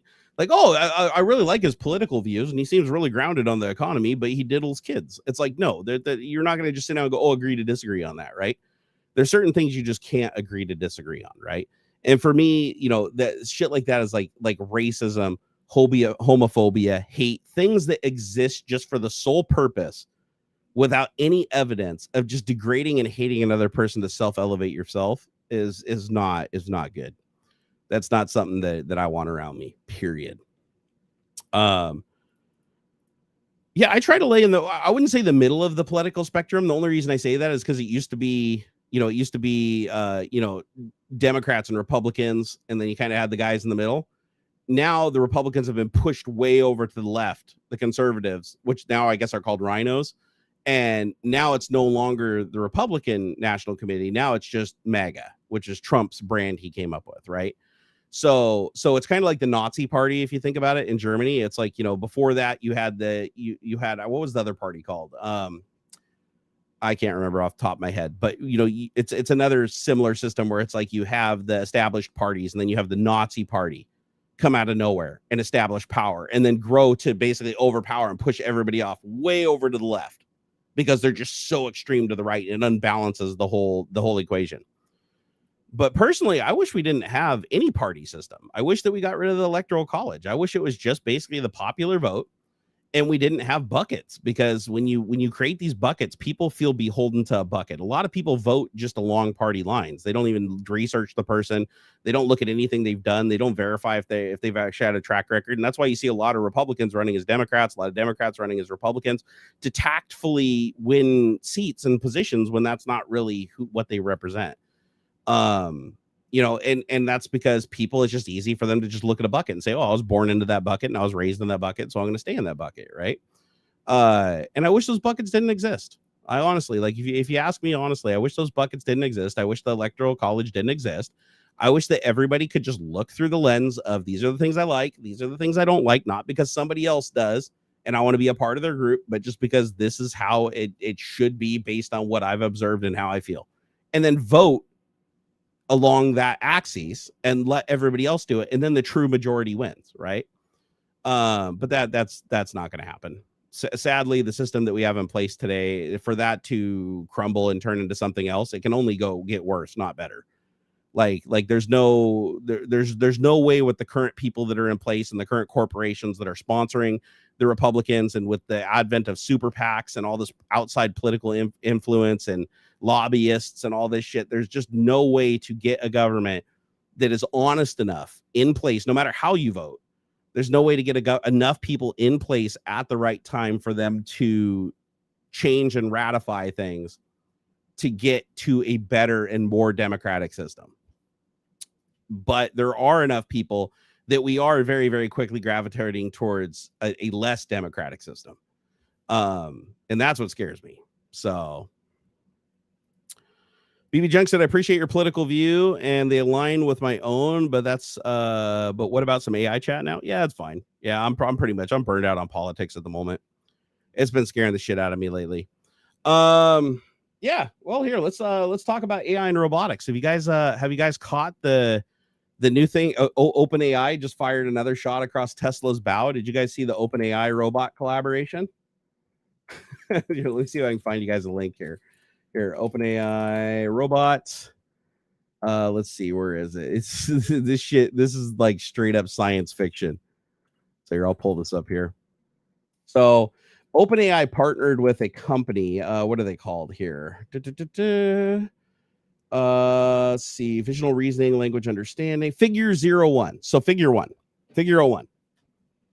is a robot that isn't dislike Tesla bot, but way more agile, way faster, and it's fully coupled with an AI.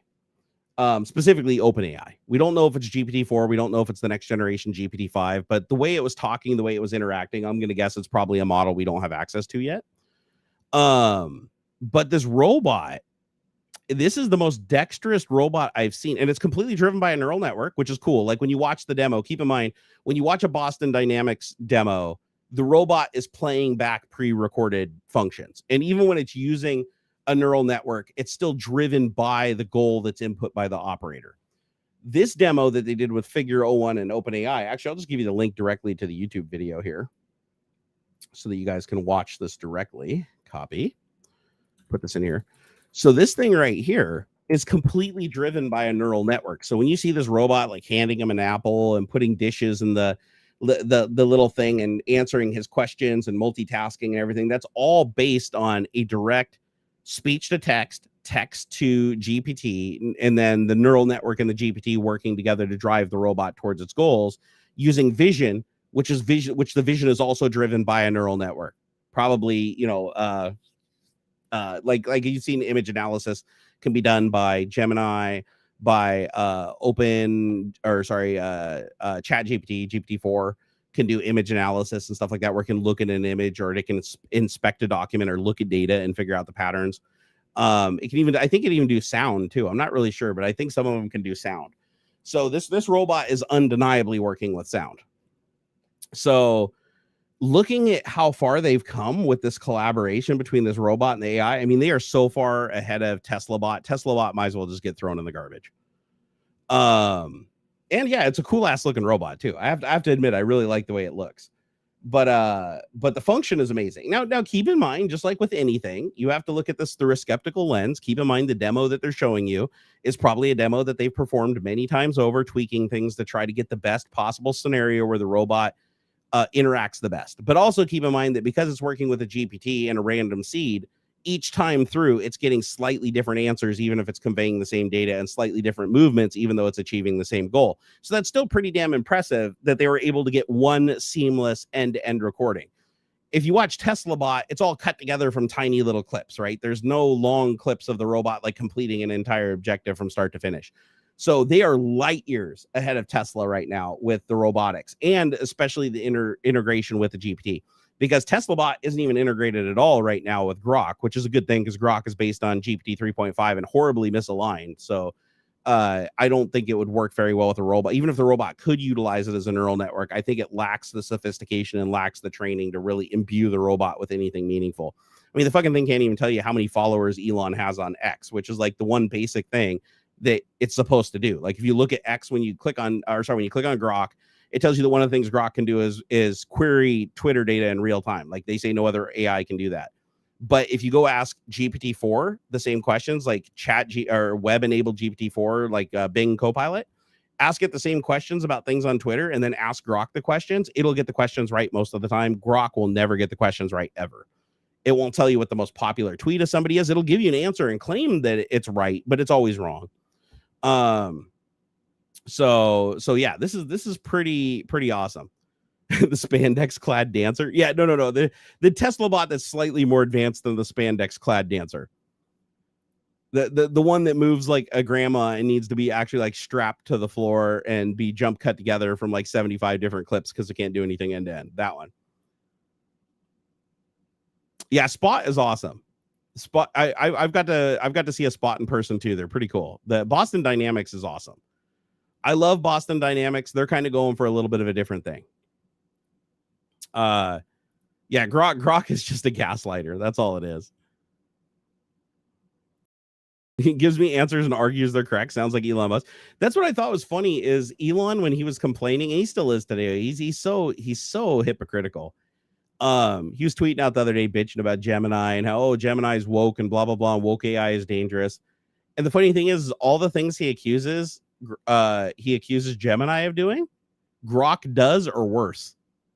Like, for instance, he's like, and Gemini couldn't even figure out, couldn't even draw a founding father that was white, because of course everything about Elon is race, right? He's trying not to be on the nose, but he is on the nose. I mean, he spends most of his time at the border yelling at immigrants, even though he paid his way into the United States to fast track the system. I mean, he thinks that that's more important and better use of his time to sit down there at the border and convey how racist he is than to actually run his companies. So I mean, he's a massive fucking hypocrite. Most people know that though, but there's a huge following that doesn't. They'll figure it out eventually the hard way. I mean, I had to figure it out the hard way. I idolized the man for like 5 years before I finally figured out the truth and finally sat down and did the real research. And I was massively surprised with what I found. Holy shit. The guy is a piece of garbage, but it doesn't mean I don't like the companies. Like I like Tesla overall. I like the products that they produce. I don't agree with a lot of the decisions they make. SpaceX, same kind of deal. I like SpaceX. As a matter of fact, the United States is we need SpaceX bad. Like the United States is basically we can't hold Elon Musk accountable for anything really right now because we need SpaceX so badly.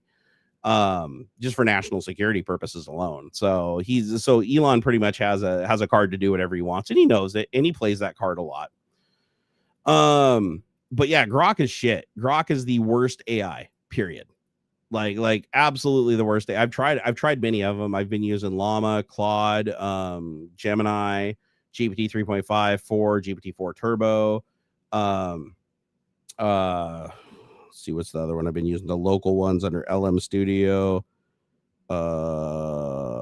Sorry, man, I'm super tired. I didn't sleep very much last night. But yeah, like all the local AIs, it's like out of all of them, Grok has given me consistently the worst answers. So much, in fact, that I don't even use Grok at all anymore. Like there's no use in using it because it is so badly misaligned. And it doesn't even look like they're trying to fix it either. It keeps getting worse. Like last week it told me that Elon Musk had 150 million followers on Twitter. So you'd think it update its data and get closer to the 170 million that he truly has. But no, it went down to 133 million now. So the data that he's training on is misaligning it terribly. And it's because he's basically feeding it Twitter data verbatim to train it. And when you train an AI, you want to try to feed it as much accurate information. You can have inaccurate information in there too, but you mostly want accurate information. The more accurate information you have, the better chance you have of getting to the correct answer, right? So, but he's just training it on raw X data, which is basically sewage. A lot of scam bots, a lot of scammers, a lot of mega fucking followers that just spew misinformation.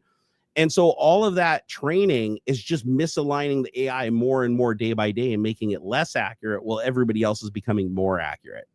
So Elon is just woefully headed in the wrong direction. But I will say that OpenAI is kicking ass and taking names. Like, seriously, you know, you wouldn't even know that the drama happened like a month, what is it, like 2 months ago or 3 months ago when they ousted Sam. And then he came back. And then Microsoft was like, what the fuck happened? By the way, Microsoft had enough of the shit too. Microsoft decided, okay, OpenAI is too unstable. So now they're invested in Mistral. So now it's like, so Mistral AI and OpenAI. So Microsoft's like, you know what? We don't want to be left holding the bag if OpenAI collapses because they're doing this unstable bullshit.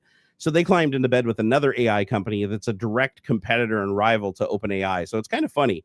Microsoft's kind of hedging their bets by taking two companies that are adversarial, well, not adversarial, but competitive towards each other, and then basically, you know, embracing them both. So Mistral's good. Mistral's a great model. So I don't blame Microsoft for jumping on that. But it's pretty wild because OpenAI had all this drama and was like seemingly falling apart. And then all of a sudden they're the strongest they've ever been. Like GPT-5 is close to dropping, at least in beta. So when you know Grok is going the other direction and actually is less accurate and aligned than GPT-3 at this point. They started at 3.5 and went backwards. You now have this robot integrated with it. So we know now for a fact that OpenAI is working with a new advanced multimodal AI because this robot is demonstrating capabilities of real-time multitasking, which multitasking within a multimodal AI that's giving a singular response is kind of interesting. So they're doing something weird there where they're getting split responses and processing them in parallel. They have a neural network for controlling the movement and the autonomy of the robot that's able to use its vision system and AI to determine what it's looking at any given time, classify it, and figure out what it's supposed to do with it, and then translate those things it's supposed to be doing to manipulate the object into the actual movements to do it. That's pretty fucking impressive. So I would say that like OpenAI is just absolutely murdering it right now. Now, I don't know much about the company that created this Figure 01 robot that they're collaborating with, because I don't think it's OpenAI that created the robot. I think it's a separate company that's collaborating with them to create the robot. But it's definitely pretty eye-opening watching that. Did some of you guys click on the video and watch that robotic demo? Like the way that robot moves, it's so fluid. It's with so much intent. Like I love it. I think it's cool. When I watched that, I kind of like the hair stood up on the back of my neck. It's super freaking cool. And it's only going to get better. Remember, every day that you wake up and look at the AI news and you look at what AI is capable of, it only gets better from here. Like it's never going to get any worse. It's only going to get better. So and also the speed at which we're advancing AI is so far ahead of schedule. Like every single analyst that looked at AI, even like the people that created it, like the people that actually like created the neural network, even OpenAI themselves, say that the evolution of this thing, its training, the things it's capable of doing, it's surprising them all. Like nobody thought that it would be this advanced this fast. Nobody thought that it would be this ready to be integrated into so many different tools. And then by the integration into those tools, the system's learning more information as feedback through that. So it's like the self-training system. And then you got agents where you have all these different AIs like Mistral, Mistral, Llama, Claude, Gemini, OpenAI, all these models. Now you have agents that are leveraging all of these different bots to create new content for the internet. And then that new content on the internet ultimately gets observed by each one of the crawlers that are pulling in training data for their respective AIs. And then they're training that into their alignment. And because of how each one started at a different point and trained on different data and had different weights applied in the beginning, depending on, biases and stuff of the creators of the specific AI and its purpose, they all come to slightly different conclusions, just like humans would. So when you put them all together and have them democratically work through a process, you end up getting an even better result than any one of them could give you. So, and then that result gets retrained back into all of them, so they get even a better perspective. So the next time it tries to do something along the same lines, it comes up with a better response. So AI is quickly becoming autonomous in that it's able to create its own data. So it takes existing data. It creates a consensus between multiple AIs that could be randomly selected, which gives it another angle of being unique.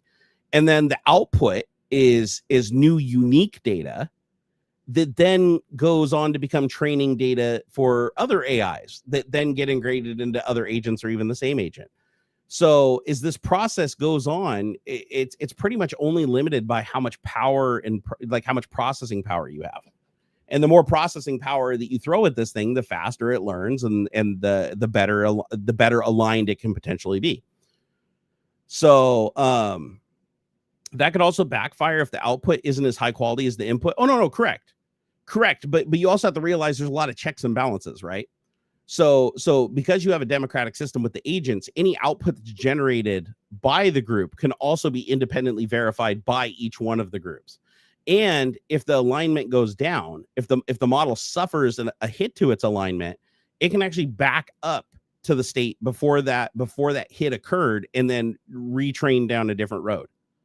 So now, granted, they lose all of that training that they did, but ultimately it made the AI worse. So you're actually improving your performance by not taking on that load, because that would just progressively make the AI less and less aligned and worse. You can overtrain AIs. That's the problem, is you can absolutely overtrain AIs.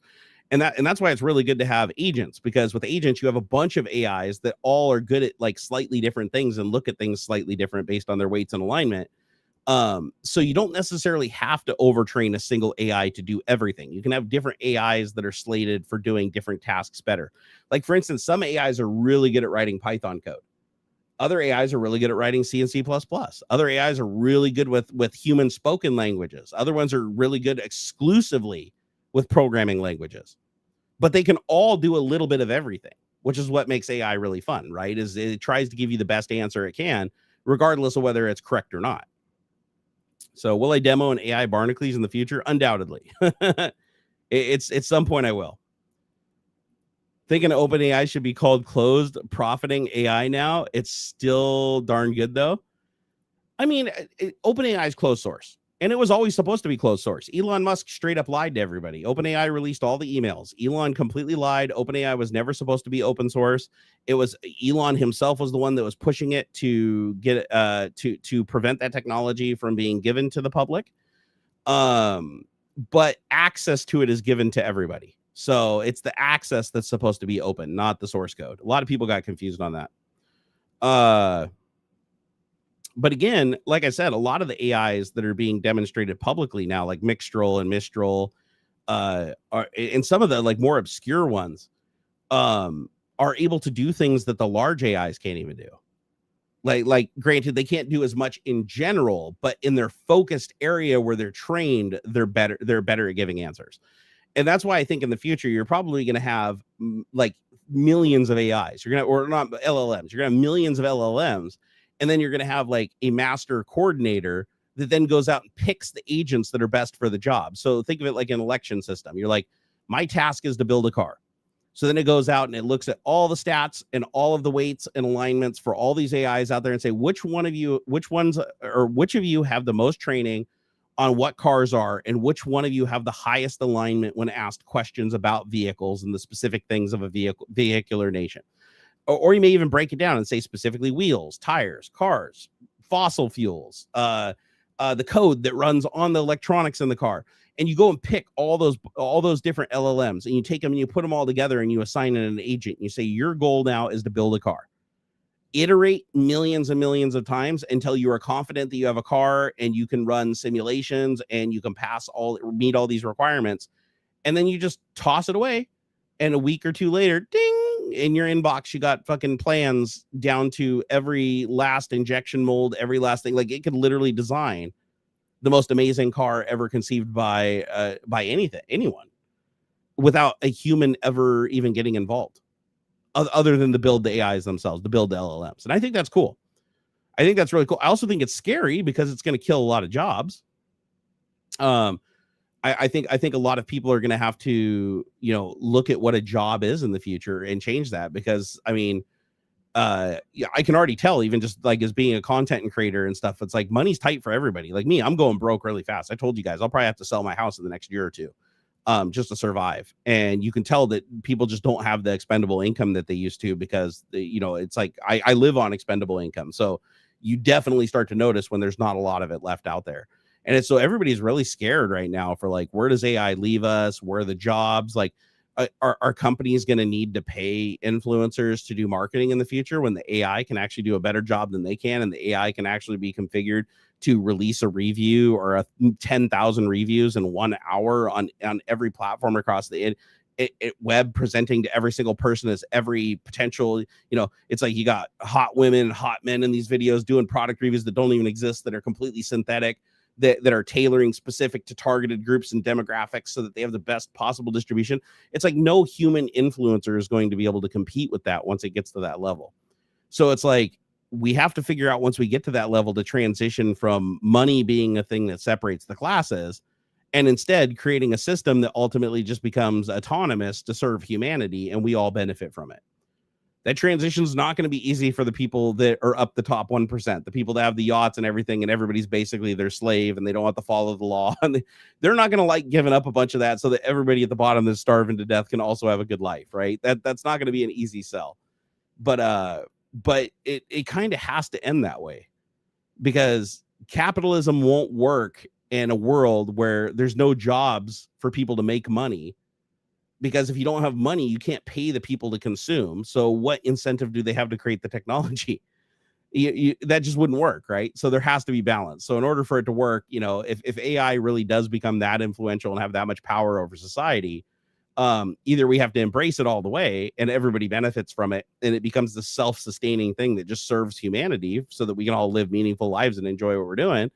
Or if we want to stay on the capitalism thing, we have to legislate to not let AI take too many jobs, because otherwise that will reduce the amount of income that can be spent on the products. Granted, with the automation, the products would be sold for cheaper, so you can afford to make less money and buy more cheaper products. So you can factor that all into the circle of life, but it won't work long term. Like, as long as the AI keeps evolving and getting better and making things cheaper and cheaper and cheaper, eventually the capitalism just won't work anymore. So it'll be curious to see where that ends up. But I'll tell you what, at the rate AI is advancing right now and how fast it's infiltrating our society, and how it's already being used in like literally like every job you can possibly think of on some level right now in such a short period of time, I really think that we're not looking at 50 years for this to have a massive, like a massive impact on the economy. I think it's more like single digit years that we're looking at this just completely just dominating everything. And so I'm both excited and scared to shit. KDN said, do you think women will become obsolete when robots are indistinguishable from humans, allowing for the purchase of the perfect faithful woman who cleans, cooks, and listens? I can guarantee you that you will get bored of a woman. You will absolutely get bored of a woman who just cleans, cooks, and listens. Because one thing that humans absolutely crave is diversity. The second that you can predict with 100% what somebody else is going to do, and they offer no value and no opposition to yourself, you stop growing, you stop feeling challenged, and you're not going to like that person. Everybody wants what they can't have, right? Everybody envisions like, oh, this is the thing that I want because I can't have it right now, or this seems like it's an amazing thing. But you just want it because you can't have it. It's like the second you have it, it might be really cool at first. Don't get me wrong, it's gonna be awesome at first, but no, it will degrade and you'll get bored over time. It's like humans crave that randomness that comes only with another human. So but yeah, as sex toys are gonna get really awesome, that's for sure. And undoubtedly there'll be AI companions, but to be fair, there's been people that have made companions out of dolls forever, right? Like for the last 50 years, in some way or another, right? It's just going to become more sophisticated. But at the end of the day, people are going to recognize that it's still synthetic, and over time, it might be right for some people, but it's not going to be right for everybody. There's always going to be people that crave humans. And again, I would, the same thing could happen for women too. It's like, okay, if there can be the perfect woman that cooks and cleans, there could be the perfect man that like makes a robot that makes gajillions of dollars, builds houses and fathers children like a motherfucker. Like if you want to stick to like these 50s tropes and stereotypes that we put on genders, you know, so it's like, yeah, humans can be replaced on both sides. But again, it's like that's the difference between sex and love. They're different things. Some people don't understand that, but they're radically different things. Sex is something you purely do for self-gratification and pleasure. Love is a mutual thing. Like you cannot enjoy yourself without the other person equally enjoying themselves or more.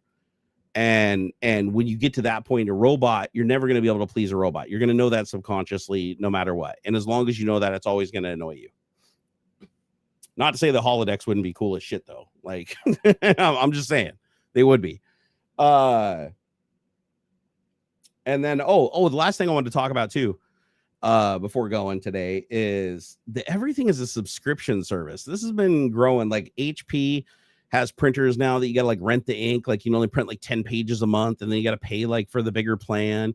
You have BMWs that are installing seat heaters that you have to pay a monthly fee to activate. It's like if you're up in fucking Alaska driving around in like 50 below zero and your heater in your car is barely keeping the temperature up to where you can survive, and you need the heated seats just to give you that little bit of extra heat, and then your fucking subscription expires, your heated seats turn off, and then you die. It's like that's kind of a risky situation. And it started kind of with software, but now it's like leaning into hardware too. It's like we buy all these devices that are basically doorstops without some kind of cloud connected subscription service. You know, it's like you look at things like, you know, like the Amazon, you know, Alex with an A at the end, you know, where it's like, what does that device do without the service? It's like, technically it's a Bluetooth speaker. It should just be able to be a Bluetooth speaker, but without the core element, without the connection to the cloud, it's just a bucket of shit. Right. And more stuff's becoming like that. Now you have TVs, right? There's TVs that are coming out now that have to be connected to the internet or they won't even display anything. Like they won't show content. They won't connect to Netflix unless you're also connected to the TV manufacturer thing and pay like a certain amount for like the Smart OS subscription. Like everything is moving to a subscription model. You know, our games are moving to a subscription model. Like what does the future of retro gaming look like? You know, Metal Jesus is working on a video right now that he's going to release that I can't wait for, talking about this very subject. But I'm like, what does retro gaming look like for my son? Like in the future, what happens when my son wants to go buy like a video game controller for, you know, he finds his dad's old Xbox 2Z in the closet and he wants to buy a controller for it, but he goes to the store and there's no controllers. He goes on eBay and the secondhand controllers are like, they can't pair to a console because they're coded to the original console and they can only work with the original console, and only if $19 a month is paid for the controller usage fee to unlock the bumper buttons at the top. And you can't do that anymore because that service is offline. You know, you can't, even if you could pay for it, you can't. The service is gone. The cloud service is gone. So now the device is useless. Even though it's a controller and it doesn't need any cloud services to operate, it just needs to talk to the console. If it's coded so it can only talk to a specific console and only if it's unlocked by some kind of a transaction, it is now effectively a paperweight unless you can hack it in some way, right? So it's like, what does the future of game collecting look like when you own a game and the DVD just contains the launcher that goes to the website and installs it, but then that website doesn't exist anymore? Now you effectively have box art, but with a game that you can't play, right? Even if the game's completely standalone and campaign only, it doesn't matter because you have to install it online because of their patch system, you know? And so I'm really worried. I'm really worried about what the future looks like going down this road. And it looks like more and more people are doing it. It's not like a few people that did it and kind of trialed it and like, this isn't working. It's like everybody's going to this model. You know, PlayStation now has, you know, a monthly game rental service. Xbox has a game rental service, you know, Microsoft for PC and Xbox. You know, Steam, you can buy games through Steam, but still it has to connect to the Steam cloud to verify you own it before you can play it. But then you got launchers, Bethesda launcher and this launcher and that launcher and Rockstar, the social. And it's like all these launchers have to like talk to the cloud and verify your account's logged in. Your 2-factor authentication token is verified before it starts the game and decrypts it locally so you can play it. It's like there's no concept anymore of just being able to install a game from a disc, from an optical piece of media that doesn't need to connect to the internet, that just starts up and works. That's becoming a rarer and rarer concept. Now for the hardware, the same thing. And, you know, I made the argument on Twitter the other day, a couple of choice people didn't agree with, but I was like, you know, where does it stop? Because it's like the BMW has heated seats that you have to pay to activate. The Tesla has autopilot. It's like you pay to have autopilot equipped to the car, but then you have to pay a monthly service to use it, even though it's completely autonomous and doesn't need a network connection. Like autopilot works without connecting to the internet. Like everything is autonomous on the car. It has to be. So if it drives in a tunnel or something like that, it doesn't fucking wreck when it doesn't have the cloud connected. So it's like, but you have to pay a monthly service. Now, granted, that comes with updates and shit as they come down. Sure. But at the same time, it's like if you don't pay that service, it just disables the feature entirely, even the capability that it has up until that point that you've paid for it. And that could cause an accident, right? It's like you don't pay for it, your fucking autopilot turns off in the middle of you driving. Or the autopilot is using the sensors to monitor everything around it. They could potentially stop the car if it's about to hit somebody. But now those sensors are offline because it's not running the program because you're not currently subscribed to it. So it shuts those services down to save battery or whatever. I'm just saying at some point it's going to get to the point where it's like you buy a car and it comes with a year worth of basic service. And then one day you notice your doors won't lock, your windows won't roll down, the radio won't turn on. Your headlights only have low beams. Your blinkers, your blinkers will keep working for legal purposes. That was a bad choice. But like all this shit that you had, your heated and cooling seats, your air conditioning, everything that can stop working just stops working. And it pops up and says, oh, you got to put in your new credit card number or whatever and sign up for the basic services to get these. And then to get like air conditioning, you got to pay extra. To get the radio, you got to pay extra. That's kind of already happening with like XM radio. But what happens when that's the only choice and there's no more free terrestrial radio? It's like you'll have to pay to get radio. You have to pay to get your sat nav. You have to pay. These are all things that are built into the car, equipped on the car, and all the data is actually installed on the car. You just cannot access it unless you pay a monthly service, even if the product doesn't change, even if it doesn't get updated ever again. You still have to pay that monthly service. And then at the end, if the server goes offline, you don't get to retain any of that functionality. It just goes away. So now your car is pretty much guaranteed at some point that company will go out of business or trade hands, or that server will go down or get changed or become too new. It's no longer compatible. We see it happen with hardware all the time. So what happens when you can't drive your car anymore? Because the server, it authenticates against to verify that you have the package that allows you to start the car and drive it. Like just doesn't work anymore. It's like, what happens? Do you have to rely on that company to unlock your car before they do that and hope that they do that before they like go bankrupt or whatever? There's no concept of ownership anymore. Everything is just a lease. You're just renting everything, right? Like what happens when we have smart clothing? Like we have clothing like Back to the Future where it like shrink fits on you. You've seen that before where they like drawing boots, boot dryer activated. We're gonna have that cool technology. It's coming. It'll be here. But what happens when your subscription fails? Like do your boots like not lace up anymore? Do they refuse to tighten? Does your coat just like get super, super loose on you and floppy and your hands no longer stick out the holes because you failed to authenticate with the server? So it's like, oh, you didn't pay. So the clothes aren't going to, does it start setting off an alarm that says this person is poor? This person doesn't pay his bills. This is not activated. This is freeware. You're walking like every 5 minutes, like brought to you by Carl's Jr. What happens if you can't pay? Does your clothing just have ads that scroll across? Like you get clothing with an integrated screen with like those like organic pixels where you have a cool picture of like your favorite band, and then every like 5 minutes it changes to like a fucking like a TV dinner commercial when you're in public and you have to like agree to those terms. I mean, do we get to the point in the future where when people don't have jobs because there's not enough jobs to go around because of AI, that humans just become billboards?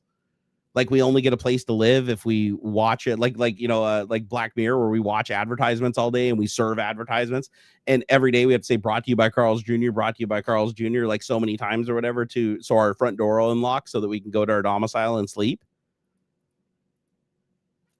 Like I genuinely feel like these are concerns that we should start thinking about right now, because the companies sure as fuck are, right? It's crazy. James said, what about the Ford patent where if you're behind on monthly payments, the car can drive itself back to the dealership? I did not see that. Oh my God. Is that a real patent? That is hilarious. Like repo men. What does that do to repo men? How many tens of thousands of repo men are there in the world that their sole job is to go out and recover cars that people stopped paying for? Like actual leases. Like they didn't buy the car. The shit I'm talking about is you bought the car. Like you actually gave them cash. You own the title. It's your vehicle. You can sell it on the secondhand market, but you can't because the car only works with a subscription.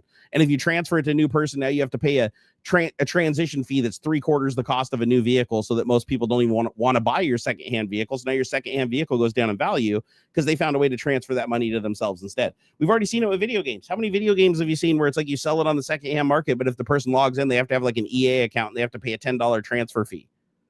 Like, that's $10 less you have to sell your game for now because EA found a way to make sure that that person has to pay another $10, so they can't give it to you.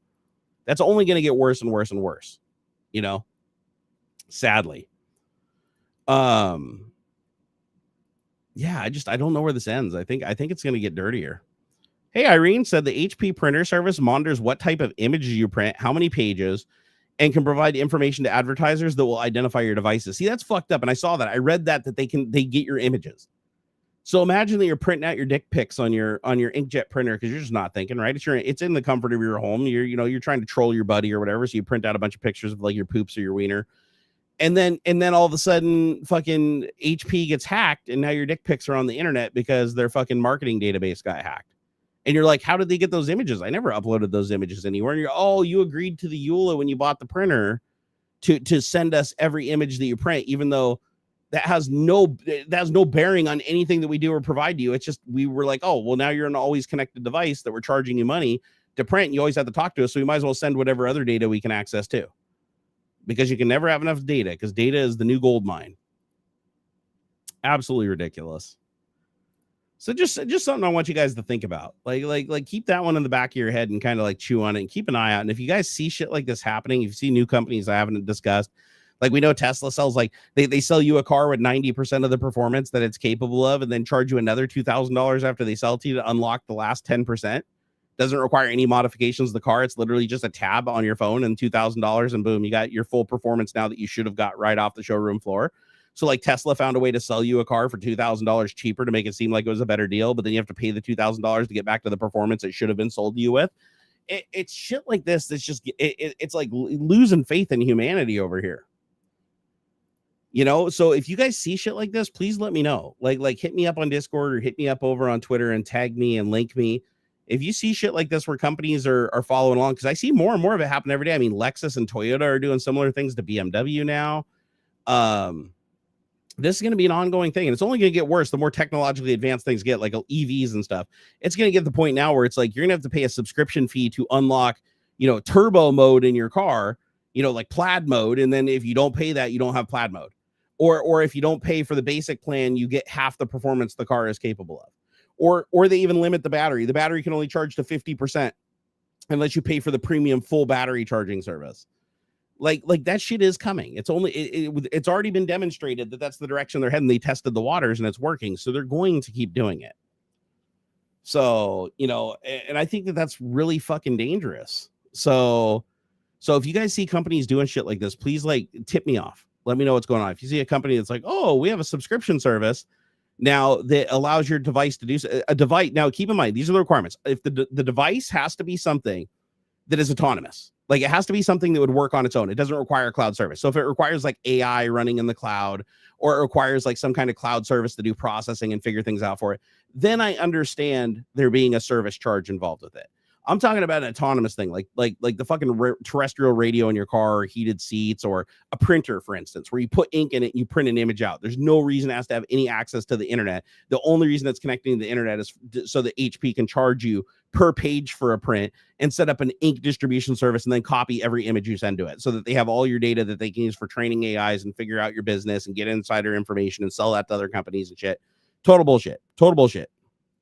Like, let me know if you guys see that shit, because I think a lot of customers don't see it. How many customers do you know that read EULAs? Like, imagine you bought an HP printer, you take it home and you print out like all your source code for your app that you spent your entire life developing that's going to change the world, only to find out that another company 3 weeks later comes up with the same app and releases it, and it's all your source code.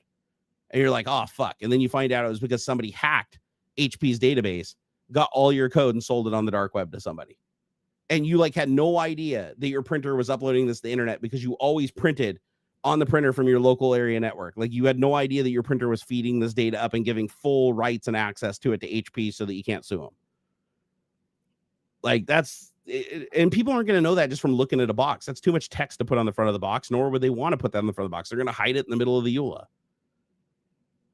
What if your door lock would be a subscription, and when you stop paying, the door is unlocked. No, that's what I that was an example I gave. It's like, what if you're driving down the street and your subscription for your door locks goes out and they just stop locking? Or what if your windows just roll down? Like you're no longer paying the windows closed fee, so it opens up your windows so that water can get in, or open you up to carjacking or something like that. So you're afraid. So you're like, oh shit, I'm definitely going to pay for that service because I don't want water getting in my car. It's like there's nothing being provided from the cloud. Hey, Michael J. Morrison, long time no see, stranger. How's it going, brother? Thank you for the $5 Canadian dues. It's true about Ford and driving. Oh my God, self-repossessing cars, man. What's next? That's a really bad idea too. Have you guys seen that car? It's like there's a place, and I think it's in California or New York, where AI taxis are allowed in certain areas. And these are ones that have like full LiDAR arrays and everything. Not that Tesla shit that's just, done from AI imaging that's like really sketch. But like with the full LiDARs and everything, the cars are just like literally like the cops can't pull them over. They won't get out of the way for emergency services half the time. They'll just stop in the middle of an intersection and block traffic. It's like, what do you do? There's no person there to command. You can't rip a person out, jump in and like drive it yourself. You're locked out. Like, what do you do in that situation? Like the police, when this happens, have no fucking idea what to do. And it's like, how did it get to a point where this thing can legally be on the road when the police don't even know what to do with it? It's just so weird, the shit that's being allowed just because money's trading hands. The only reason the autopilot is allowed on the road with as many people as it's killed already, and as many people as it's really shaken up and given fucking PTSD to, is because Elon has the power and has the money and the resources to get that permission, in a system that shouldn't allow that permission because of how inherently dangerous it is. He should be forced to test that shit himself. That should not be something that's fucking sourced out to your customers. You can thank Microsoft when they did their first lawsuit about software preparatory. Oh, I'm not sure on follow. So is Microsoft the precursor to all this shit? Like, were they the ones that first started doing this? Bradley said, us AI to read the EULA for you and break it down so you can understand it and train the GP to stay aligned with you and your way of life. That is one of the cool things I do like about AI, is like you can take a GPT, like you can take a GPT like Mixtral or something like that, and just train it yourself and continue its training. You can create your own fork of it and start training it with your own data so that it can understand your likes and your beliefs and be best suited to you. And then you can feed it data like a EULA and say, what do you think is the most important things to me? And it's going to know that by observing your training off your social media, training off of likes and dislikes, profiles, your content you've posted on YouTube, videos, anything they can consume, they can break down, extract language and image data from. It can analyze all that. And then that on top of the knowledge that's already trained into the base model, you can end up getting something really cool where it's like, yeah, look at this EULA and tell me like what would stand out based on what you think I would care about the most and what I care about the least, and have it order that for you. I think that's really cool. I think that's like one of the like big powers. I actually use a lot of I use AI a lot of the times, even just locally, LM Studio, to just analyze data that I copy from a website. I'll go to a website that'll have like, like a Reddit post that's like, 20 paragraphs. And I'm like, oh, dude, I ain't got time to read this shit. So I grab the whole thing, dump it into AI and say, summarize this in 10 bullet points, and it'll just do it. And it's in 99% of the time, even if it doesn't give me 100% of what I want, it gets me close enough that I can get the last little bit much more efficiently. You can even just see if it's safe or not also for the EULA. Yeah, I mean, you can ask it anything about the EULA. That's another thing. Is like, I don't think a lot of people are understanding. Like a lot of people say, I haven't tried it yet, or I'm not really interested, or it's just a gimmick or whatever. It's like, no, people really need to try this shit because it's wild. You just assume it can do anything until it can't. Like that's the safer assumption to make. Like you're going to be more right assuming it can do everything than nothing. And not just like coding and stuff like that, but yeah, I mean, you can feed this thing any kind of data and ask it any kind of questions about it and get back like meaningful, good responses. And throughout the context of a conversation, remember, you're adding more tokens to the same conversation, so you can actually keep the conversation going, and it'll even drill down more and more and more and more and more, depending on, how good that AI is at the specific things you're asking it. But like for analyzing patterns and stuff in data, it's fantastic. Like if you want to, you can go grab a YouTube video. It's like 2 hours long. You can open up closed caption. Try this sometime. It's awesome. Open up closed captions, copy the entire text from the closed captions of like your 2 hour episode or whatever you're watching documentary. Drop that into any AI or save it to a file and upload it to a multimodal AI and say, I want you to analyze this and summarize it and give it to me in one paragraph. And it'll summarize the entire video, cut the advertisements out of it, cut all the bullshit out of it, all the side story, and just give you like the nitty gritty. And so you can do the same thing with long news articles. So are you losing some detail and some resolution? Yeah, undoubtedly, but it's pretty good at picking the most important things. The Tesla cam that was installed in the cars that recorded people having sex and the employees were watching and sharing those videos internally. Yeah, that doesn't surprise me at all. That's actually a big problem right now. That is a huge fucking problem right now. Like, that's why I don't have in my house, I don't use a camera system that's exposed to the internet. There are so many sites going around right now where people have just hacked camera systems and sold that access to perverts so that they can just watch you and your fucking kids and shit walk naked around your house. Like, it's bad. It's really, really fucking bad. These sites. I know Miss Liz showed me one like a long time ago that she was shocked that she came across. Somebody showed her, and I looked at it. I was like, holy shit, this is fucked up. And the thing is, you don't know enough about the camera. The site doesn't give you enough information to like report it. So like one of them gave me the IP address so I could go through who is, find the ISP, and then report it back to the ISP, which I did for a whole bunch of them. But it was like some of the shit was like schools, like literally like the playground at a school on the security camera being broadcast. It's fucked up. And yeah, Tesla's same thing. Teslas are always recording outside and inside the vehicle.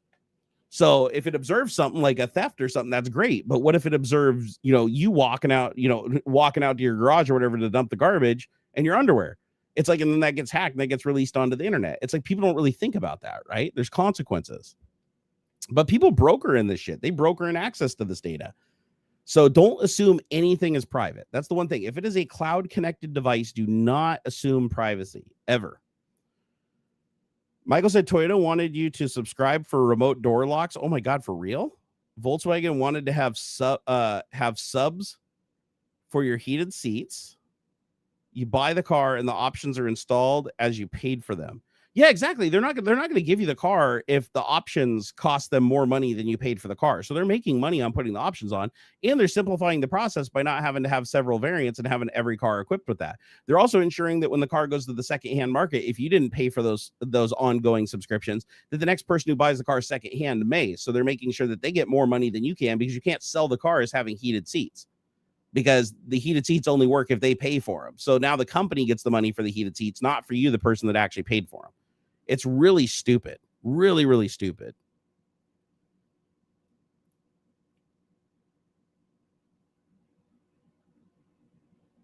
Let's see here. That requires a lot of money in tech education currently to run LLMs. Not at all. Not at all. Check this out. Go download lmstudio.ai and try local AIs using your CPU or GPU. Yeah, I just posted that in chat. So LM Studio AI, it's that simple. Go download some AIs. There's a million of them on Hugging Face. Watch a YouTube video. It's super simple, fairly straightforward. Download an AI, ask it some questions, get some answers. It's not that difficult at all. Your dog has an AI that you haven't been able to decrypt yet. Just keep trying. Wasn't there already an issue like that with Ford? I remember Louis Rossman making a whole video about it. Yeah, it sounds like Ford is like got a patent for like repossessing cars or something like that, like auto repossessing. Aaron Davis, you don't need to use your GPU. You can use your CPU and memory. It's just slower. And there's still a lot of AIs that run perfectly fine and fast on a CPU. You don't need a GPU for all of them. Hey, GTB said, hey, Jerry and Barn, keep peeps around the globe. Hope you're all doing well. Stop by to say hi and have a great Patty's Day weekend. Have a great weekend all. Hey, you too, GTB. Thank you so much for stopping by. Hey, guys, I am getting super, super tired and kind of punch drunk and slurry right now, so I need to go take a nap. So I'm going to go ahead and wrap things up today. I like to go a little over every week, though, just to make sure that I hit the rest of the topics if we don't get them while Ox is on here. But I want you guys to have a great St. Patty's Day. I want you guys to have an amazing weekend. And I'm really hoping to return to Twitch next week. This week I was supposed to stream every day, and my fucking anxiety just went through the roof, and I had nothing but problems, and it's really starting to scare the ever-living bejeezers out of me. But hopefully starting Monday, I can break this damn cycle and get back to it, because things are burning down a lot faster than I thought they would. So we're not gonna get through this if I don't figure something out soon. So I think that's gonna force the motivation. Even if I'm shaking in front of the camera and crying my eyes out, whatever mental illness I have, I just got to fucking work through it. Which is that is a good thing. It's like, I do need something to force me into the hot seat, because it's not happening naturally. But I'll get there. Because I got a family to take care of, and it doesn't matter how much damage it deals to me. That does not matter at the end of the day. Taking care of my family is all I care about. All right. I'll catch you guys later. Thank you so much for stopping by for Tech Talk. If you guys want to get in touch with me offline, just tag me over on X, and if Elon decides that whatever you're saying is compatible with his thoughts and wishes, he may even allow me to see it. Or just like tag me in general over on Discord and let me know what's up. All right. Or you can DM me on Patreon too. All right. Peace out, guys. I love your faces, and until next time. Later.